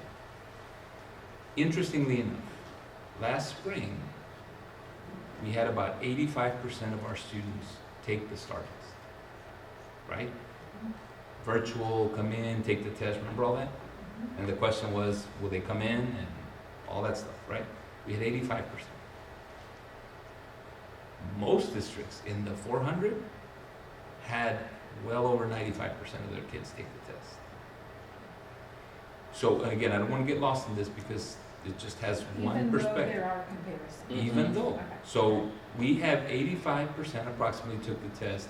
Most of these were at 95 or above. So we have some missing data. Now, again, it's not really, I don't think, there's just so much, in terms of focus and energy and analysis and all that. But it is important to note that there's a big chunk of missing data. Would those students have passed? Would all that kind of stuff? Unknown. But when you try to get, okay, well, how many just had 85% that took it, more or less, 5 plus or minus 5? It was only about 40 out of the 400. So we really stand out in what we thought in the spring, 85% was pretty strong. We really stand out in the percentage being pretty low of the number of kids that actually took the STAR test. So all of this comes back to, and not to rush to the end or anything, but it comes back to, where are we now? Where are we now? This is past. 21 is past. 85% took it. Most had 95 and others, this comparison group. And that's one view. So it's like continuing to turn and trying to, examine where we are. And so today, and remember, these kids have now been promoted, and now they're coming for the first time, and all these kind of things that we talked about. And that's where we get into, okay, well, where are they today? And what's our work? What's our intervention? What are we doing about it? Those sorts of things. But to answer your question, really, that's probably the easiest way to look at it, because this is where we were in 19, with probably pretty much the same group. Again, the missing data, we can speculate all we want about, well, that's a lot of missing data. It is. And how would that have affected this percentile now? From our perspective, it's like, here's the known. And the next big known is going to be, where are we now? And that's where we get into curriculum assessments, and I'm not going to fast forward too much, but that's where we get into, okay, well, what do we know today? Because this is what we knew in 21. It's one of those really important views. Unfortunately, there's a significant amount of missing data. I don't think there's big value, and we've had a lot of discussion about that, trying to figure out how would the 15% have affected this. The bottom line is, here's where we are. And the next big question is, where are we today with our performance? So I hope that answered your question a little bit. Let's keep other questions on the percentile. Go ahead, Keisha. I was just going to ask, the examples that you were doing, the number 4. Yeah, so what is the scenario? I was thinking what you just said when you said it, it doesn't matter if you were trying to figure out what the other 10%. Is that what this scenario would be used for if we were to do that? Is that an example of why we would? So I think these scenarios are to drive the point, even though I don't think it has to be driven very hard, but it's really to have an understanding that we have to focus across the system. Mm-hmm. There's nothing, and sometimes we think, well, that 4th grade, that's the one, and it's really low, so just bring that up. Or sometimes we think it's these campuses, just help those 10 and just bring them all up and make them, and it's not going to be. That's the point, and that's just the way the system is organized. So I think, Keisha, that's the only point is trying to draw is, hey, this is an effort that needs to be across the district. And I agree wholeheartedly. I don't think it does us any good if we can look at the data and say, oh, well, we just focused on this, put all the pressure on them. Well, what about the kids at that other grade or that other campus? They need to achieve as well. They need growth as well. And those kids deserve focus for improvement as well. So, And the other point with this is, it's just another way to view it. It's just domain 1. Domain 1's really important, but there's CCMR that's a big part of our accountability. It's not even mentioned right now. But domain 1 is like the heart of things, right? Because that's how students perform, and then it's all measured based on your background and things like that. Sir, you had a question. Yeah, can we go back to the slide where Melody asked her question, it was the 2019 to 2020 chart. There we go. Yep. So I guess that's where I think my biggest concern lies. Yep. And one of the reasons why I really wanted this workshop is because things were looking good. We Yep. were showing growth from 2018 to 2019. That's right. Things were looking, so now, and I mean, you know, the 15% showing up, yes. Would that have fluctuated the numbers? Probably. Would it have made it to where we're still even in the top half of our comparison districts? I would wager to say probably not. Yes. And that's where my concern lies. Why was our decline so much sharper than even our comparison districts in almost every area? That's kind of the one thing I think we need to keep our eye on, that prize. What are we doing differently now? What can we chalk up to, you know, like last year's learning model or whatnot? And what can we say, okay, this is what we need to do differently now, I guess. And how does that drive our work today? Yes. Right? So Yes. the other thing, and that's a great point, the other thing is, all right, so we get through this view, and we just had curriculum assessments, they're still happening actually. And you're gonna get a view of, okay, so now here's your most recent data that shows where schools are starting to fall, in what order and things like that, related to performance that you're trying to predict for the end of this school year. But these are important points, right? 15% that are missing, it's a missing data set. Usually missing data sets are real problematic because they cause all kinds of problems.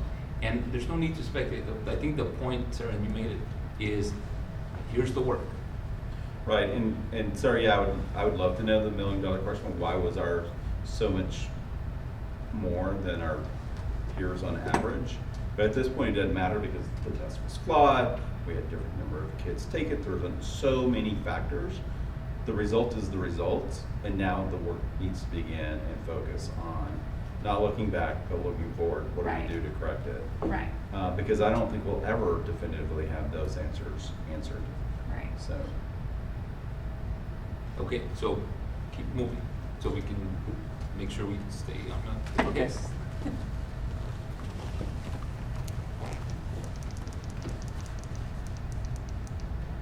So to really improve, one of the things we've talked a lot about is there has to be a system to actually do it. And we were going to do some drawing, Ms. Mays, but we're not going to do it, so we won't do any drawing. But we talked a little bit about this part, which is defining which processes we want to use, how we're going to map out how we're going to do it, defining what we're going to use to actually measure whether those are in fact occurring in the classroom. But then there's this process, which we've talked about as measuring whether it's actually occurring and what kind of adjustments are needed. And how do you create a system so that happens really routinely? So one of the things that we want to talk about is that systems is different than a linear process. Sometimes there's the perception that you can solve these problems very linearly, like A plus B equals C, and that's not the nature of these types of problems. When you think about the difference between a system and a process is linear in nature, but systems are several inputs to create outputs that affect one specific thing. So if we're trying to improve mathematics, for example, in the district, there are several strategies we're using and measuring the impact or the effect size they're having on the achievement of math in the middle. It's not necessarily going to be linear. Sometimes you'll have one that will have a larger effect size than another, and you might have one that doesn't make a difference at all and you just scrap it.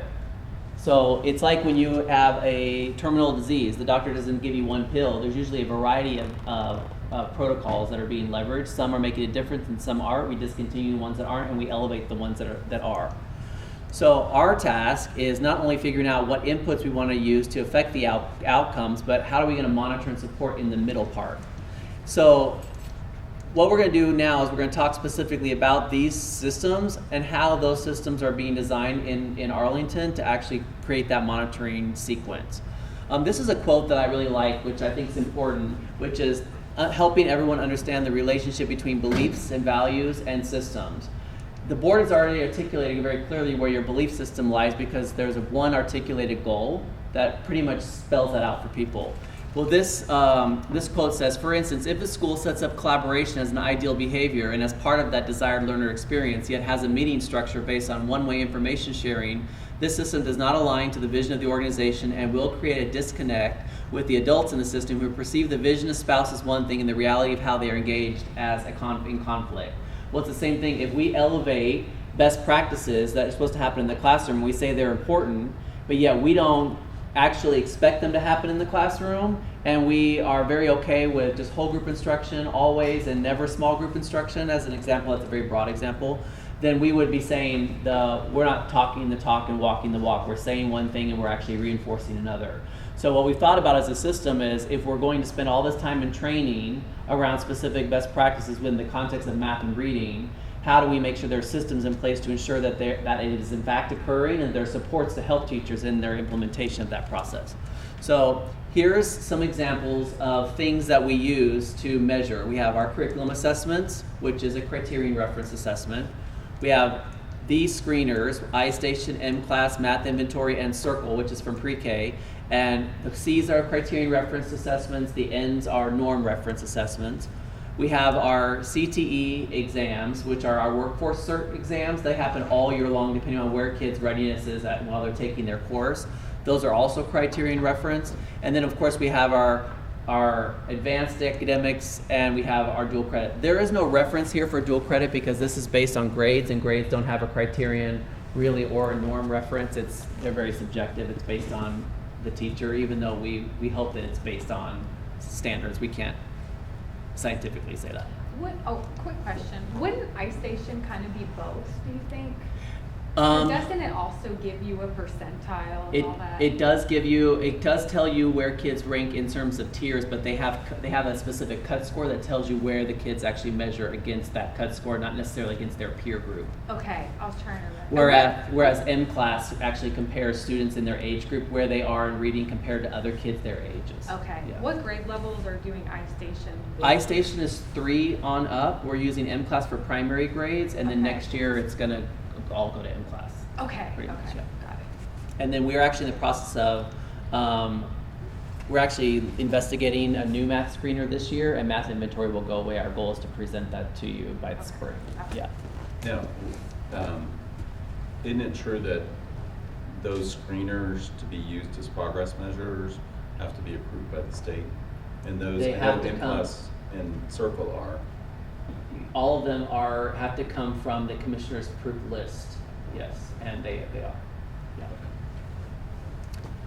Okay, and so when we think about what we're using a progress measure, what we also want to think about is the reliability and validity of those two things. And this is a very simple way of looking at it, but basically when you think of reliability, you're looking at consistency, and when you're looking at validity, you're looking at accuracy. So you might have an assessment that's very reliable, meaning kids are always scoring it in a certain way, but it's not necessarily valid, meaning it's not necessarily going to be valid against measuring a specific what it is that you want kids to actually know or be able to do. What we're looking for is we're trying to find assessments, which these do, that tell us that it's reliable and it's valid, meaning it's actually measuring what we intended to.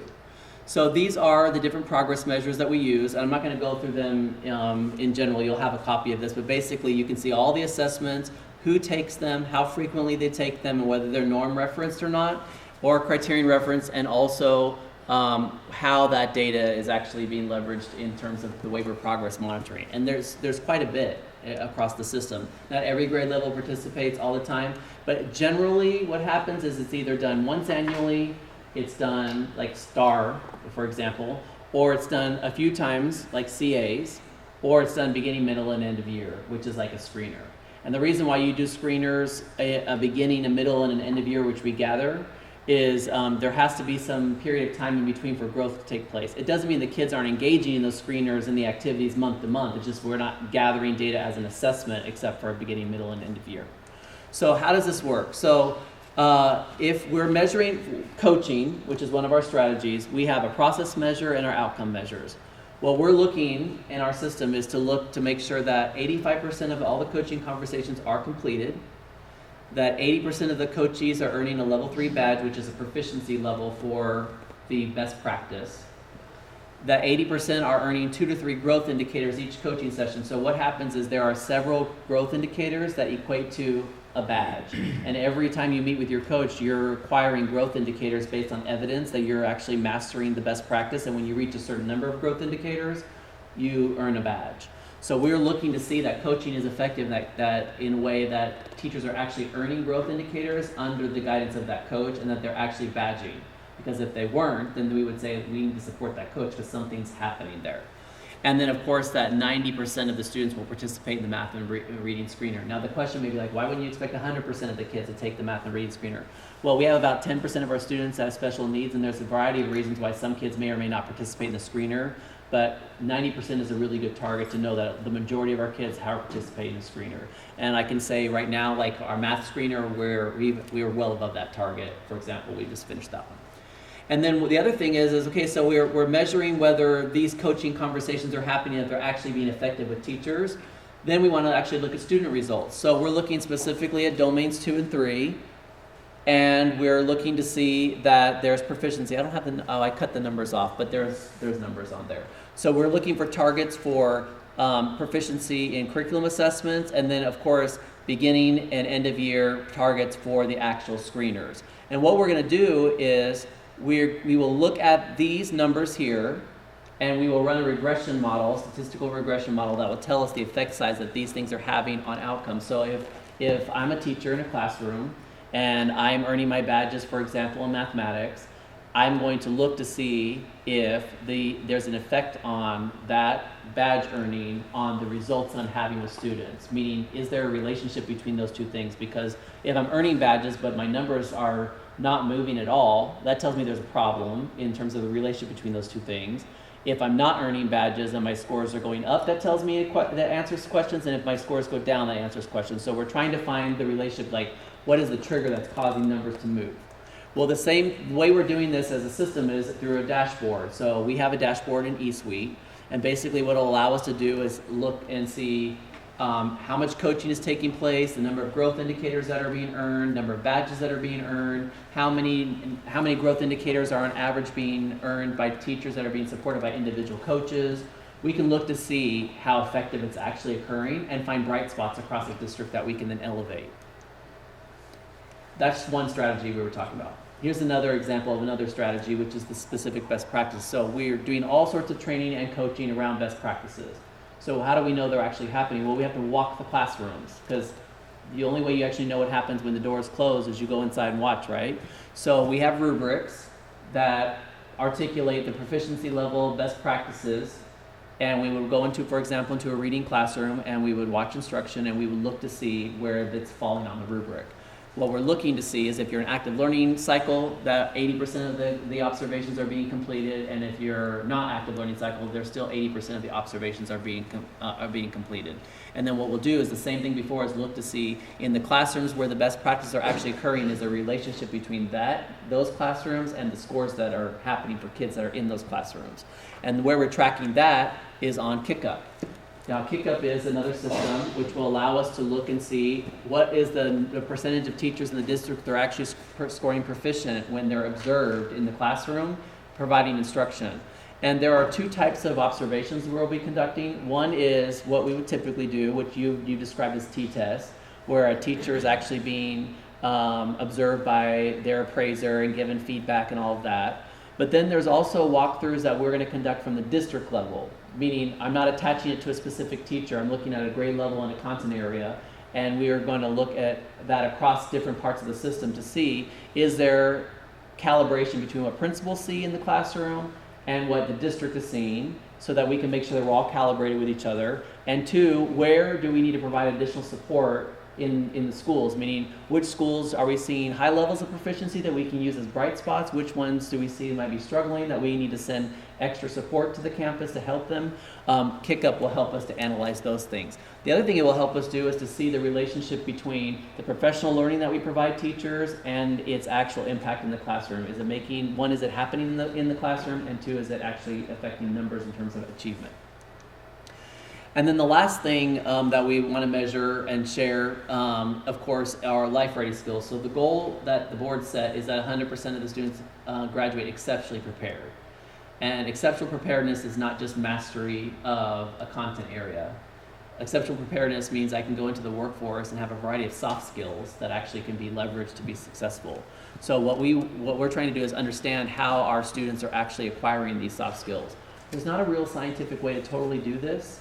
And so we're going to use a self-reporting measure. We're going to have students in their student survey in the 6th, 8th, 10th, and 12th grade survey tell us how they feel they're doing on their ability to collaborate, their ability to communicate, things like that. And then we're also going to ask teachers what their perception of their students are in these areas to see if there's a relationship between those two things. Because I could say I'm a great communicator, but my teacher may say, not so much, and vice versa. So we're just going to use it to try to calibrate and understand for ourselves how it's actually occurring. But I do think it's important to acknowledge that it's not totally scientific, obviously. So the question that is, how often would, yes, go ahead. So, are there any ways that you thought of being able to get that same information externally? Like our CTE Center for our students that are interviewing with companies that, That's a good question I had not thought of. So you're basically feedback on how those interviews, how the communication skills are. That's a really good idea. So what I'm hearing you say is, for the kids that are actually doing like internships, for example, maybe we provide the same survey that we provide to teachers to them to see what their employers are saying. That's a really good idea. That's a really good idea. I hadn't thought of that. Can we ask questions? Is this a good spot? Yeah, go ahead. Okay, can we go back like 3 slides? Okay, keep going. 1. Okay, maybe it was the 1. Okay, so I'm just a little bit nervous about the process measures here. Okay. Because we have to keep in mind the badges are engaged to learn's measure. You know what I mean? Like the badges can occur, and to me, they don't match up with content. They don't match up with, like, teachers set their own goals with their engaged to learn coach, right? They can kind of take their word for it and then earn a badge based on conversations rather than what the coach observes actually happening in the classroom. So I'm just a little bit concerned that this might not lead to outcomes the way that we would think. Well, there's 2 ways to solve that. So I hear what you're saying. One is we have taken the framework of literacy and math and embedded look-fors on the rubric within those content areas, so that when we're looking at like best practice for small group, we're considering what that's supposed to look like in the balanced literacy framework area. It's not just generic, for example. The other thing is, when we have we have coaches that are coming to work with teachers and they're doing a couple of things. They're not only coaching them, but there's a couple of sessions where they actually just observe them in the classroom, aside from just the conversation that you're talking about, which is right. Coaching conversation is that, it's a conversation.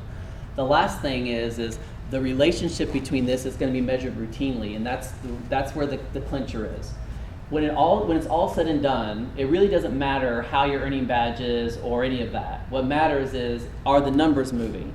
So if you are a teacher, and I can see that you're earning all sorts of growth indicators and badges, but when I actually do a regression model against your class and I can see your kids still aren't moving because of it, then I would say that's a strategy, it's not working, something's broken. Either the coaching's a problem, or the coaching isn't working, or that's not a strategy that's actually going to make a difference. And so for us, the important thing is not just grabbing these 2 measures, it's finding out the relationship between the 2 of them. Because I think you're right, and I would say that's true for any of our strategies. If badging isn't working, the coaching isn't working, or if having certain best practices is not working, or let's say, for example, there's a specific strategy in mathematics like number talks, I'm making up something. Teachers doing that didn't actually result in movement of the actual number, then what we would say is there's an adjustment that has to happen. Either the prescription is wrong, or the coaching is not actually that effective. We have to dig deeper to figure out what the problem is. But I think you're hitting on the main point. Well, and how will our in-house coaches play a part in this? Like how will our non-engaged to learn coaches play a part in this? Right. Like, what is their role? So the coaches right now, ideally what's going to happen is the coaches are actually going to be doing the coaching, The only reason that we have Engage coming in to work with coaches across the system right now is because of the volume that's there, and we have ESSER money to help. So so coaches right now are almost able to shadow and take some of their actual teachers and coach them with them in terms of the Coaches Academy. But when it's all said and done, and we actually have I would call it like a gradual release, where Engage kind of goes away, and we elevate the actual coach in the building to do the work. Right. So the goal is not to actually stick with Engage for that long period of time. We manage, the reason why we had the volume with them this year is because ESSER funds were available. Right. And we don't have enough coaches across the system to provide coaching to every math and reading teacher in the district. As frequently we as just we don't. want. Right. I know personally, like, you know, my teammate who had the most badges, the rubric itself, if you were using technology on all these indicators, you'll badge it up. But as a writing teacher, like if you're doing more pencil and paper, you weren't earning as many badges, but your instruction still might be really strong. So there's just a few reasons why I'm just kind of, you know, to me the badge isn't the tell-all. No, the badge is the only reason why we have a badge there is to tell us that coaching is actually occurring and that there's teachers moving in the best practice. But you're right, in terms of the relationship that's having on outcomes. Right. That's something we have to measure routinely. I actually there is none of our inputs that we can isolate alone and say if I measure this process that's actually occurring, I can just assume that it's actually making a difference in the classroom. There has to be a measure, the relationship between those two things. Because you're right, and I do suspect we will find some of those cases. The question we have to ask ourselves is how pervasive is that? Because if it's really pervasive, then what it basically means is you're spending a lot of money on something that doesn't make a difference, and that's when you want to stop. Well, and what if the classroom teacher just wants to get support in their content area with TEKS, like with delivery of these TEKS? Like, can they hit the pause button on the eGrow coaching model and just have the coaching conversation to just talk about summary? They can do that with their coach at their school. It wouldn't come from Engage. Right, but could that count as one of these, you know what I mean? Like, could that count as one of these sessions? Well, it wouldn't count as this session because these sessions specifically are the ones that we're hiring with ESSER funds. Unless they're having a coaching conversation with their coach, meaning like their actual campus coach. But if their campus coach was coaching them and they wanted to talk about that standard, and in the context of that standard there's evidence that would actually give them a growth indicator, there's no reason why they couldn't. Okay. But the way you're actually talking is more as like a consultation kind of discussion, right? About how to actually apply or teach a specific standard in the classroom. It really wouldn't be about me figuring out what evidence, because remember in an eGrow coaching cycle, there's a process, right? So you set a target, you actually committed to do something over the last month, and when we come back, you're going to talk about what you did and didn't do and how you're progressing. Yeah. What you're describing is a little bit different than that. Yeah. If in context of that conversation a growth indicator can be identified, there's no reason why they couldn't have one. But those conversations can still happen routinely at the school. Yeah, because I mean, to me, that's where the teacher will grow. Right. I want the teachers to be able to grow in their pedagogy and not have to feel like every coaching conversation has to follow this specific rubric with this specific goal, because time is precious, and you know, I want them to be able to have some autonomy and tying their actual content to this. One thing that I didn't mention in here either is that there are design days that are set up for teachers. So for example, we're talking about best practice in the context of literacy, for example. Right. There will be times where the coaches are engaged in the PLC planning process with teachers to help them think about how do they take that learning and apply it in the design of their lessons in literacy or in mathematics. That's good. It's not going to be just this isolated conversation outside of content. Okay. Yeah. And I think you're hitting an interesting point that we actually had, I think it was me and you, Tracy, a couple of years ago, around coaching, which is you can't just coach around a best practice. You have to also know what reading instruction is supposed to look like and what math instruction is supposed to look like. And so with our coaches, and the training that we do with our actual coaches, we include that. Yeah, because I mean, if you're not showing growth, right, that might be where we need to start, you're you know? Yeah, you're right. Okay, thank you. Sorry. Yeah, no, that's perfect. So any other questions before I talk about the reporting schedule? Any? Okay. So, go ahead. One thing, one thing I think it's important for us as a board, and after that conversation, is to realize is that, we have our two domains, what administration is tasked with doing and what the board, what our roles and responsibility. And ours, I think, I appreciate having this broad perspective on the progress measures and the process measures, but the process measures, I think, fall squarely in y'all's domain to say when things aren't working, what are we doing to shift strategies? And so when we get the outcomes and those progress measures, like, wait a minute, we're not on our target, what are you doing to right the ship? You can go back and look at your process measures and say, well, we've adjusted this, we got rid of this strategy, and we've done this. Right. So, but I think that's the demarcation. You guys own the process, we own the outcomes. I would agree with that. Dave, I agree, and I think that's where it comes, like, we need a couple of indicators that the board's judging on. You're getting into monitoring, how often we monitor it.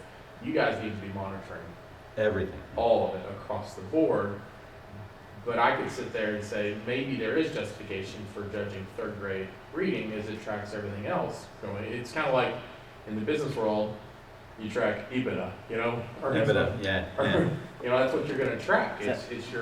It's your earnings minus your interest, your taxes, your depreciation, amortization, because it's a better judge than net revenue on that side. And so it gives you that snapshot to say, are we tracking? Now listen, and that's like master goal, and then you've got the interims that tracking, and then we've done this before in the past where it's track, and then everything else needs to be tracked below that. So I know we're getting into monitoring. Well, I think you're leading actually into the next concept, which is Yeah. around progress monitoring. So what we're proposing is that we report out to the board 4 times a year, so quarterly.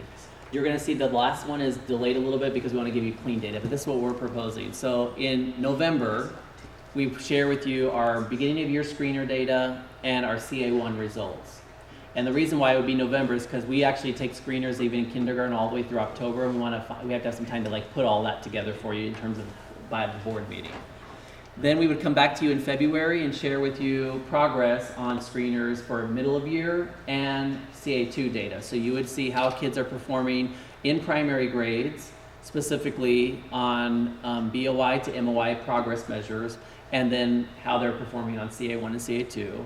In April, we would bring you our benchmark data. Now you might say, well, why are you waiting until April? Well, it's because benchmarks actually go all the way through until almost right before spring break. So we'll basically give you a preview of what STAR is looking like for grades 3 through 12. And then in August, and we could share with you even some preliminary ideas in June if needed, but the clean data for STAR doesn't show up until after summer.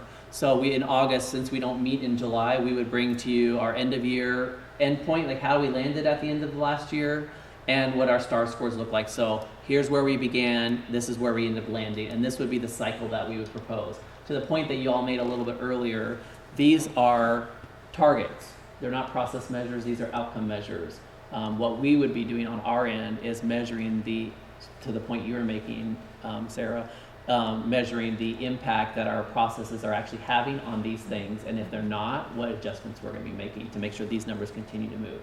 So this is what we were proposing in terms of a quarterly progress, and we'd love to hear your feedback about that. I'll let my colleagues go first because I have obviously some hot sports opinion on this topic. I mean, I'll give my first. I don't think it's enough. Reporting to the board.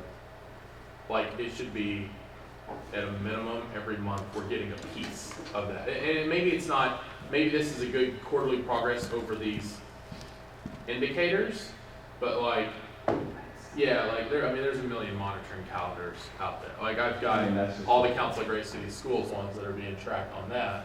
And maybe these are your 4 key indicators on these items where we're tracking those goals, but what else are we tracking to help us indicate it? I just worry. I would sit there and say, I don't know if 4 times is enough.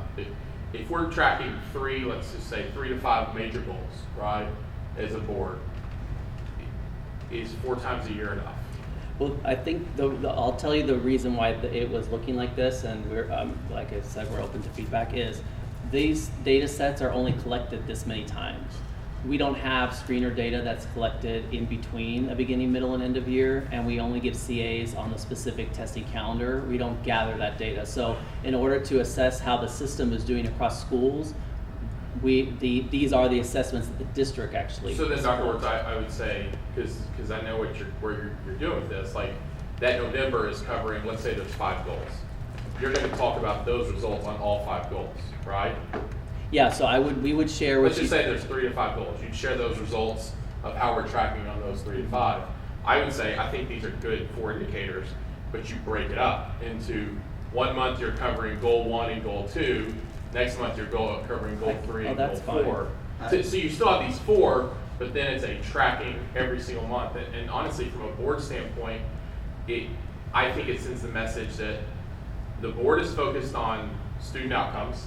And every single month, we've talked about it and we've tracked in the past, like how much time do we spend on student achievement versus the other, pardon my French, the other BS we go through. And we need to show and send the message that the board and the senior staff is working on student achievements. And I think every month you have some goal indication to be tracked. So you're saying keep the pieces, but chunk them out? Yeah, because listen, if you have 4 goals, it may be a lot to cover in one meeting. I see. We may get into a really long meeting covering 4 goals over, that November indicators that you're tracking. There's also another paradigm. That's a good point. I'm with you, Bowie, but let's just say we have the 3 key goals that we're required to track, and then we've also got the 8th grade. But let's focus on just one of them. 3rd grade literacy. So we have the goal and we need to measure our progress towards that goal, but then we also have, when we choose our progress monitor, we can't just look at 3rd grade. We also have to look at kindergarten. That's what these are. Right, so we have 2 to 3 sub-goals that track our progress towards the big goal. Yeah. And so within each goal, we have those other different things that we're measuring. And so if you space that out, we could have a report out every month on, here's our kindergartner, and we'll just focus on reading on October. And these are the progress monitors for this, or here's these 2 progress monitors. Right. On that, and then focus on the big goals quarterly like this. Well, we can. What you're saying, you're actually both saying the same thing. In essence, we can definitely do that. That's not a problem. The only thing I think is important to note is the collection, the actual collection of that data, even if it's spread out over month to month, all happens in these specific periods of time. Okay. So we might can. not be timely. Yeah, it's right. So like I can give you, I'm just making up something. Like I Right. can collect right now 1st and 2nd grade screener data for literacy, and I can bring that to you in October Right. and bring something else to you in November. The point I'm getting at is the collection points are all happening in pretty much the same period. When we report them out to you, it can be stretched, but it may not actually be timely. It depends on when the actual assessment occurs, because we don't take screener data. hold on, I would just say, I appreciate you trying to make it as timely as possible. Yeah. You guys are more worried about timely because y'all are tracking it. We know it. Y'all track it the day the numbers come out, clean the numbers. Dr. Lopez starts evaluating the numbers, and then they eventually come to us, right? And so I think it's okay. What I worry about is it too much to track on a 4-time scale? No, that makes And then sense. you've got your other meetings, and it's like, okay, so what are your student outcome focuses there for these other meetings? When, in my opinion, every meeting should have a large portion about student outcomes. Well, or at least once, we should have this report out at least once a month. Yeah, maybe that's. Minimum once a month, but let's take November, for instance. So you've done a beginning of the year assessment, which you're gonna do in August, right? No. No. It happens, the September, we just finished the beginning of year assessment for 1st and 2nd grade. Kinder is actually not even done until October. What was the assessment? The screener, the reading screeners, Which was? M-class. M-class, okay. So when does Mansfield do their beginning of year assessment? Around the same. Yeah, districts always do it that late, partly It's because difficult. kinder, you can't do it too early because they're just learning school and you'll Yeah, get learning a school. problem. Yeah. And so, yeah. So you always start your screeners typically for primary grades in September. Kinder's a little bit delayed because you need them to start school. They don't know how to do it. Yeah. And then all the other grades, like I was telling you, screeners, those all happen in September too. It's the kinder that usually gets delayed, and then that is all summed up, and then we can package it. So we have no data before October. We have data by the end of September. For certain grade levels. For certain grade So levels. I'm gonna Yeah. interject just to make sure we're gaining some type of kind of understanding and common consensus, I guess. So, Bowie, to your point, I think you're right. If we have beginning of year data by the end of September for certain grade levels, I think that's what you're saying, to make sure. Yeah. For certain grade levels, then let's have that presentation. Yeah. What will be a little gap, doesn't mean it's the end of the world, is that it won't be in a complete context, right? So we know that, and as long as we kind of say, okay, when we get into this habit, that you're seeing a piece, just like we did today, we saw a lot of different pieces, percentiles, the one you went to and all that, and it tells you certain things, but it doesn't tell you other things, right? And so I think to chunk it, the caution, I would say, the only caution is that we don't necessarily, unless we want to calibrate around this, create additional assessments and additional data collection right now in our system. I think this is healthy. I agree though. When we have the data for first grade, if we have it in September, Natalie's done her thing and all that, we bring it to the board. And then what we have in October, we bring, and then in November, we see the big picture of these things together. I think that makes a lot of sense. Well, so we're required under HB3 to measure two things. The evaluation towards the goal, which we don't have until the STAR data comes out, right? And we have that data in August. So we should be having like this kind of conversation that we had earlier with our results in August and in September. Maybe, break it out in that. But that's a lot of data that we've got to go over. So we've got August and September covered, and then we can get into those beginning of year assessments in October. November is that CA, the first major CA, and then we go through those quarterly, split up those quarterly screeners by third grade, and then maybe another month we do the 8th grade measures, and then the other month we do the CCMR. Because, there's really 3 chunks of data that we're going to be monitoring progress on. The 3rd grade literacy and numeracy, 8th grade literacy and numeracy, right? And then CCMR. And EOCs. And of course, Yeah. and of course. And of course exams. And when do we get that data? Well, we do CAs. With stars. Oh, Those we are do the CAs. part of it. And that's a lot. Well, and Yeah. I think, oh, go ahead. I was just gonna say, so, That's a lot to What- spread out once a month. right, Yeah, what may we be can totally helpful do it. is, Yeah. we'll do a monthly calendar. A monthly calendar of here's the data we have, and here's what we can bring this month, and that way. I mean, there's honestly, enough Dr. C, in August or September is when we should review, here's what our monitoring calendar is gonna be for the year. Here's when each goal 3, math scores are going to be judged. And, we're gonna go over the screener and curriculum assessment in April, right? Or whatever it is, March, right there. So we know that's when we're addressing math scores. And that is when we know every single time it's coming out, and that's what we address. What I don't want to happen, which we know can happen, is too much thrown out at No, all that of makes, the that extra. makes total sense. We got to be more targeted. They don't have to be as long. They don't have to be as extreme. And I think breaking them up keeps, for one, myself and my 7 colleagues focused.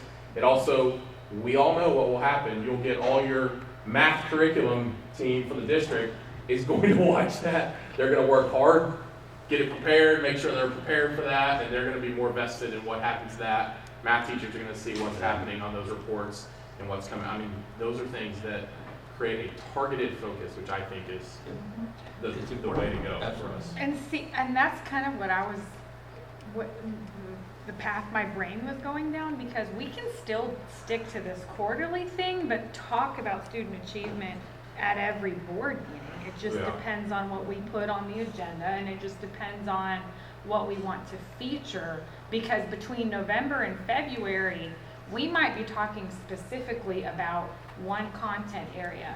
What are the skill deficits that we're commonly noticing? Because not only is this being presented to the board, but it's being presented to the public. And if everyone watching, curriculum folks, parents, if everyone watching is well aware and we're being transparent about, okay, we're noticing that in this particular area, we've got something to celebrate. We're showing the most growth here. But over here, this is where we have the most room to grow. I feel like that will be a little bit more productive, I guess. And I don't know if that would be way more work on, on y'all's part to prepare. But to me, it will give us a little bit more of a digestible Chunk. in between the quarterly meetings. Let's zoom in a little bit. What is being done? And I mean, I think that it will also kind of help that the public knows as well, because they can help work towards that common goal between November and February, perhaps. I mean, just an idea. No, I think all of that fits in the monthly calendar. And again, just to be transparent, the only caution is that we don't add additional assessments because we want something. And I don't think we're asking for that. No, I'm just saying that sometimes becomes a tendency. Just that's why I'm saying. Yeah. And so what we can do is break this out to a monthly calendar. Yep. And Bowie, to your point, this comes back in October. We're going to talk about this, the 14th, for this monitoring calendar to be adopted for the rest of the year and then for the following year. And this is our cycle. The board, we can always, if it's not working, we can revisit it every year. And just like we're having to revisit our cuts. Or your monitoring calendar has to be reviewed yearly. Listen, if anything the board is not in quick fix item, you guys are the quick fix items. We are the overseers, the monitors, the longer term. So, like if there needs to be a quick fix, y'all's team will do a quick fix on that, and then it comes to us. So I'm not, and I appreciate you getting it to us as timely as possible. If it's a month late, that's not bothersome to me, because you will then already had a month to say, here's what we've done to correct, and here's what we've been doing. I know how this operates. I would apologize if I was talking during your presentation and missed the slide that talked about the progress measures. Apologizing ahead of time already. So, I mean, one of the things we also have to negotiate with you guys as a board is what are those progress measures? And you did a good thing in setting that up, talking about norm reference versus criteria based. And we kind of talked about a few screeners, but what specifically are we as a board going to adopt as those progress measures? For third grade literacy, for instance, what are we looking at kindergarten and at first grade and second grade as progress measures towards that third grade literacy So let me goal? tell you how we're working on that, and those will come in October, in the October board meeting. So the problem, I'll tell you the challenge and what we're doing, and Natalie, feel free to chime in. Sure. So we had initially taken iStation, for example, and we had equated it towards projection of an approaches score on STAR third grade. So we could tell you this is the percentage of students that are performing this way on iStation in kindergarten, and based on that performance, if nothing else changed, this is what their outcome would look like on STAR, for example. We had to go back and kind of do that because now we have M-Class and we have iStation and we have cohorts of kids and that weren't there and all that.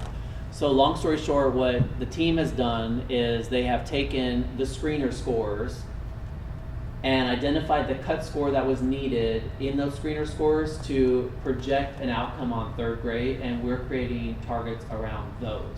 So if you were to come to, in October, when we come to October, we will bring you targets, goals for the screeners, basically for primary grades, for example, as a projection towards these are the targets we want to get to for our goals in relation to where they will be when they actually cross the finish line in third grade reading on the STAR exam. Not necessarily cut scores for proficiency on the M-Class screener. It's how well you have to be proficient on the M-Class based on projection to the third grade star, because the goal really is, we want you to Third grade pass your star. star. Right. Because third grade is where we think, where the proficiency level is actually measured. Would you want to add to that at all? I Is mean, the way the model is, regardless of the assessment and the cut score as designated by the assessment, the model takes into consideration proficiency towards, like Dr. Birch was saying, towards that end goal of third grade for if you're a primary. Because if we're setting a third grade target like Hospital 3, you want to make sure that the kids are actually on track to get to that target. Mhm. And Right. so what you want to do is say, okay, well, how can the screeners actually help you? Well, I'm not trying to get you to pass the M class. I'm trying to get you to pass STAR. So how well is it going Right. with here to project? So we'll set And that's targets for exactly that. what we need as a board to see progress. You'll have that towards. in October. Yeah, but those, part of HB3 is we're not only supposed to do the cut scores and we have to agree, and the board adopts what those progress measures are. And that's that goes into the calendar. So, and I know it's in transition, so maybe you guys can propose, this is the end state that we want to move to in terms of what those measures should be once we transition, and then define those and we adopt those, knowing that we're in a transition period. Well, until- actually, what will happen is the monthly calendar that Dr. Cavazos was referring to in there, because what I'm referring to here, BOI, MOI, those are those things. I'm just calling them MOI, BOI, but the screeners that you're talking about are those things. So what will happen is we will literally tell you when we report out specifically I-Station, this is what you're going to see. M-Class, this is what you're going to see. We'll articulate the goals for grade levels and their screeners. We'll have goals set on them, but when we actually pull that data, when we harvest it through the actual process is during these periods. But when I say MOI, BOI, EOI, I'm actually referring to those things that you're talking about. The actual assessment we use to gather those things are what you're describing. All right, so, the TEA presentation example are measure 2.2, the percent of kindergarten students who score on track on the Texas KEA math diagnostics will increase from this to this. Right. Those are part of the things we have to adopt as a board. Right, those are included in these things. I know, but, well. So we'll in the monthly calendar, I said we'll articulate what those are. Yeah, but we also need to know what our 5-year goals are for that, just like we do on Right. our top level goals. Right. So- That's what I was saying. I'll bring those in October with the calendar. Yeah. Okay. They're actually being crunched right now, to be honest with you. Okay, but keep us in the loop that, so that we make sure that we agree that those are definitely the measures we want to be looking at as a board. We're gonna agree on measures, and then I don't even think it's keeping in the loop. You're gonna have a calendar, and you're gonna know, we're gonna review goal in October, we're gonna review goal 1 and interim goal 1.3 and 1.4, whatever, right? In November, we're gonna review goal 2, interim goal 3.6 and whatever they are. Yeah, but what is 3.6? Well, we're gonna set those goals, and that's what monitoring of the goals, Yeah. but then, instead of I just want to be clear to that. repeat, to honestly help staff, eliminate the board because we have a monitoring schedule when we're looking at those goals, not asking for the data in the interim. We know when those are set up, and it takes more on staff to set it up, but if these are 5-year goals, we're gonna be tracking those out, so it's a lot of work on the front side for Dr. Lopez and her team to set up, here's what those trackings are, but then those trackings are going, and it should make it, in essence, easier, and you know very far in advance exactly what we're gonna touch on for that month and those goals to be tracked. And it is like goals and interim goals, and then we haven't talked, there's a lot of stuff other TA and Council of Great City Schools of guardrails that recommends, which are good things, saying here's indicators, and we're gonna make sure those guardrails are being followed also from a board's perspective. And what are some of those guardrails? It could be no programs implemented before, to make sure community engagement is involved, parent, teacher, and student feedback is received. Does it have an equitable piece onto it? Is an equity review done before we implement some of those things? Those are some guardrails that you can put in place, which helps the board. And when I first started learning about guardrails, I thought superintendents would hate it, and I've actually realized superintendents really like it, because then it's saying, here's our we're not gonna go outside of these standards. Here's our minimum standard that you're gonna review for anything we're doing, but those need to be reviewed also. That's to make really sure we're important, following. but that's another big conversation we need to have, Billy, is what is our board governance model and what are those guardrails, which is really, I view, as separate from our strategic plan, but, or in alignment with the strategic plan. Just like these HB3 goals are in alignment with everything, so, and all the other goals that we need to set, because we know we need to HB3 is looking at a very narrow subset, but we're free to adopt goals beyond those, like the 8th grade literacy and math.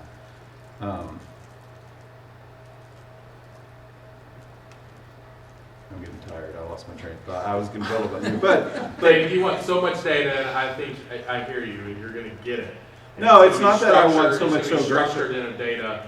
I just want to make calendar. sure, the point I was going to make is, with HB3 in specific, there's specific things that we as a board have to adopt. Well, yeah, they're going to be. Sorry, I remember it now. So if we're not going to talk about specific progress measures and what we're using to measure, so that we'll know ahead of time when you come back with a calendar, I would like those to be sent out to us well in advance, like 2 weeks in advance of the meeting where we're going to adopt those. These are them. Okay. This and this. And why are you not going to track progress measures? No, we are, but we have to adopt them as a board. I don't want to get it, what I'm saying is I don't want to get them in a presentation that first time I see them is when you're presenting them in the board meeting. I want to get You them. want to have a say. I want to get them 2 weeks ahead of time, and just so that we know, yes, these make sense. This is a cogent plan, and so that I'm ready to adopt them when you present them to us in the board meeting, without any questions. Right. So these are the, these will, not all of these, but these are all the items that are there. And so what we'll do for you is we'll articulate, for example, I'll just use this as an example, the iStation screener, and you'll see 5-year targets for those for K. So we'll see the same You'll see HB3 something- model with the goals stated up here for that measure and the 5-year plan Yeah. and broken out by sub-op. Yes, that's what you'll see it look very similar to what I showed you on the Okay, computer. perfect. That's how it will look. That's all I'm asking for in advance of the meeting, Makes sense. so we can look at it. Yeah. Sure. Kinders through second take 2 reading screeners? No, that was my typo. Okay, I'm just making sure. No, that's my Okay, typo. okay. They used to do iStation. Third they're enough does that's- iStation still. that's I thought correct. that's what you said. No, Okay. that's correct. I'm just making No, that's a sure. typo. Okay, okay. Yeah. Yeah. So that's pretty much it. We were going to do that, but we just did it. So I just like this quote. It comes from a book that I read recently, and she said, "The miracle of your mind isn't that you can see the world as it is; you can see it as it isn't." And I think that's the goal of the district right now. Is the world's kind of in a rough spot. Kids are in a rough spot, and our goal is to try to envision what it actually can be when we're out of this situation, and then create a path to get there. So. I really appreciate your feedback. We will bring you the things that you're asking for. I actually am looking forward to this year because it's going to be a way to really not only tighten our belts, but really understand specifically how individual kids are doing, which is what we'll have to do to actually make a difference. So anyway. Very good, Stephen. No, thank you. And A round of applause, maybe. Yeah. Thank you for this. It calibrates our entire kind of group. And so, any other questions that, Keisha, if you could maybe take a break and come back to close? Yes. You had to use a marker, I get it. Yeah. Yes, I would agree to it. I have one thing. But let's, questions. I was just gonna say, we were talking about the quarterly assessment update. I just really think there's so much potential in the in-between board meetings Yes.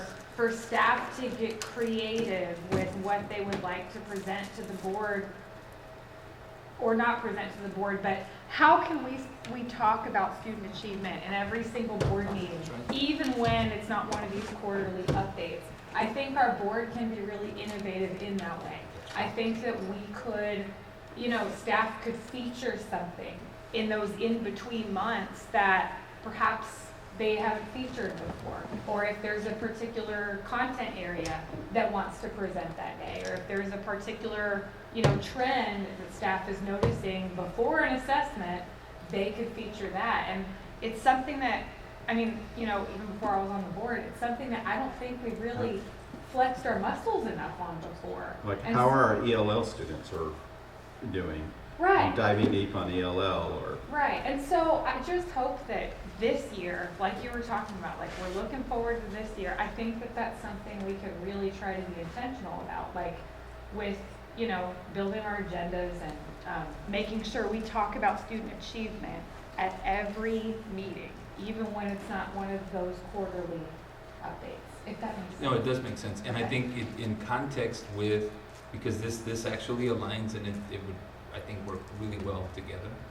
In context with the adopted monthly kind of data review, Mhm. that we make sure that the presentations or what's being highlighted or what's being discussed is actually aligned to what we're presenting.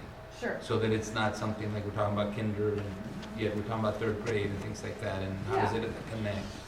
So I think that's a great idea. I want to make sure there's tight alignment in Yes. the work that's being presented to the board. Right, right. Makes sense? Yeah. Because I agree with Bowie. I want to talk about student achievement at every board meeting. And, the quarterly updates, I think that's definitely appropriate. And you can't over-assess the kids. You can't add new assessments just so we can have more to report. That makes no sense. But I think it is so important that we talk about student achievement at every board meeting. And so there's Makes something sense. I wanted to kind of Absolutely. reiterate. Absolutely. So we have, I think, the speaker, Okay. right? Speaker's on? If If you're ready. Okay. So any other questions? Are you ready? It's up to you. Do you want to do it before the break or? Yes. Go ahead, if you'll bring her in, Spence. She's in the waiting.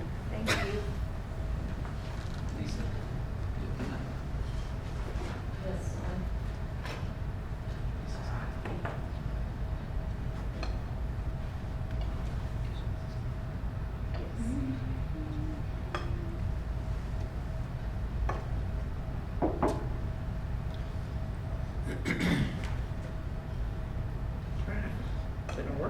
Here. Okay, so, once again, we come to our open forum. This is a routine part of the school board's agenda for regularly scheduled meetings. This segment of the meeting provides citizens with an opportunity to share their views with the trustees on items that are on the agenda tonight. It is not intended to be a discussion or a debate, and trustees will not reply to the speakers. Derogatory comments aimed at an individual will not be tolerated. Personnel matters are not appropriate subjects for open forum. You will have 2 minutes to speak. Mrs. Benjamin will notify you when your time is up. Please end your presentation at that time. Ms. Martinez, can you hear me? Okay, your time starts. Yes, ma'am. Good evening to all of you. And surprise, surprise, I'm not here to talk to you about COVID mitigations tonight. But I do want to talk to you about ways that you can help our kids with their unfinished learning. And one thing that you can do to help us not overburdening our teachers that are already overwhelmed, stressed out, and just not knowing which way to turn with all the things we have to do, like engage to learn, everything we do with HB 4545, paperwork and more assessments like the summit. But what you can do is support our classes when our colleagues are out, and we have a lot of colleagues out. We don't have subs. And I've heard from several teachers, including several teachers that I know personally and have worked with for years, that have applied to be subs and were rejected. I don't understand it. It's baffling to me. I mean, we're desperate for subs, and they're rejecting teachers that have taught in our district for years. Additionally, Dr. Cavazos has told me on more than one occasion that many campuses utilize office staff, admins, APs, deans, testing coordinators, coaches, interventionists to help cover classes when there are no subs. This is not happening at our campus, and I have been texting with friends from other campuses all evening and found one out of about 8 that actually use office staff to cover when there's no sub. Speaking of no subs, my class, my in-person class that was left without me when I was taken for virtual, has not had a certified teacher in there for over a month. My TA is the one covering it, aside from the 10 days that she had to quarantine, and she's doing it alone. I don't think that's even legal, so I think that Ms. needs to be Martinez, addressed. your time is up. Okay, thank you. Thank you. Okay. Once again, Dr. Works, thank you very much for the presentation. Thank you for everybody for being engaged for exactly what this is. It's a work session to give everybody an opportunity to get feedback and get on the same page. At this time, it is 8:25, and we will now move into a closed meeting pursuant to sections 551.071 through 551.084 of the Texas Government Code in accordance with the Texas Open Meetings Act with the topics set forth on our agenda. And before we start, we'll take a 5-minute break.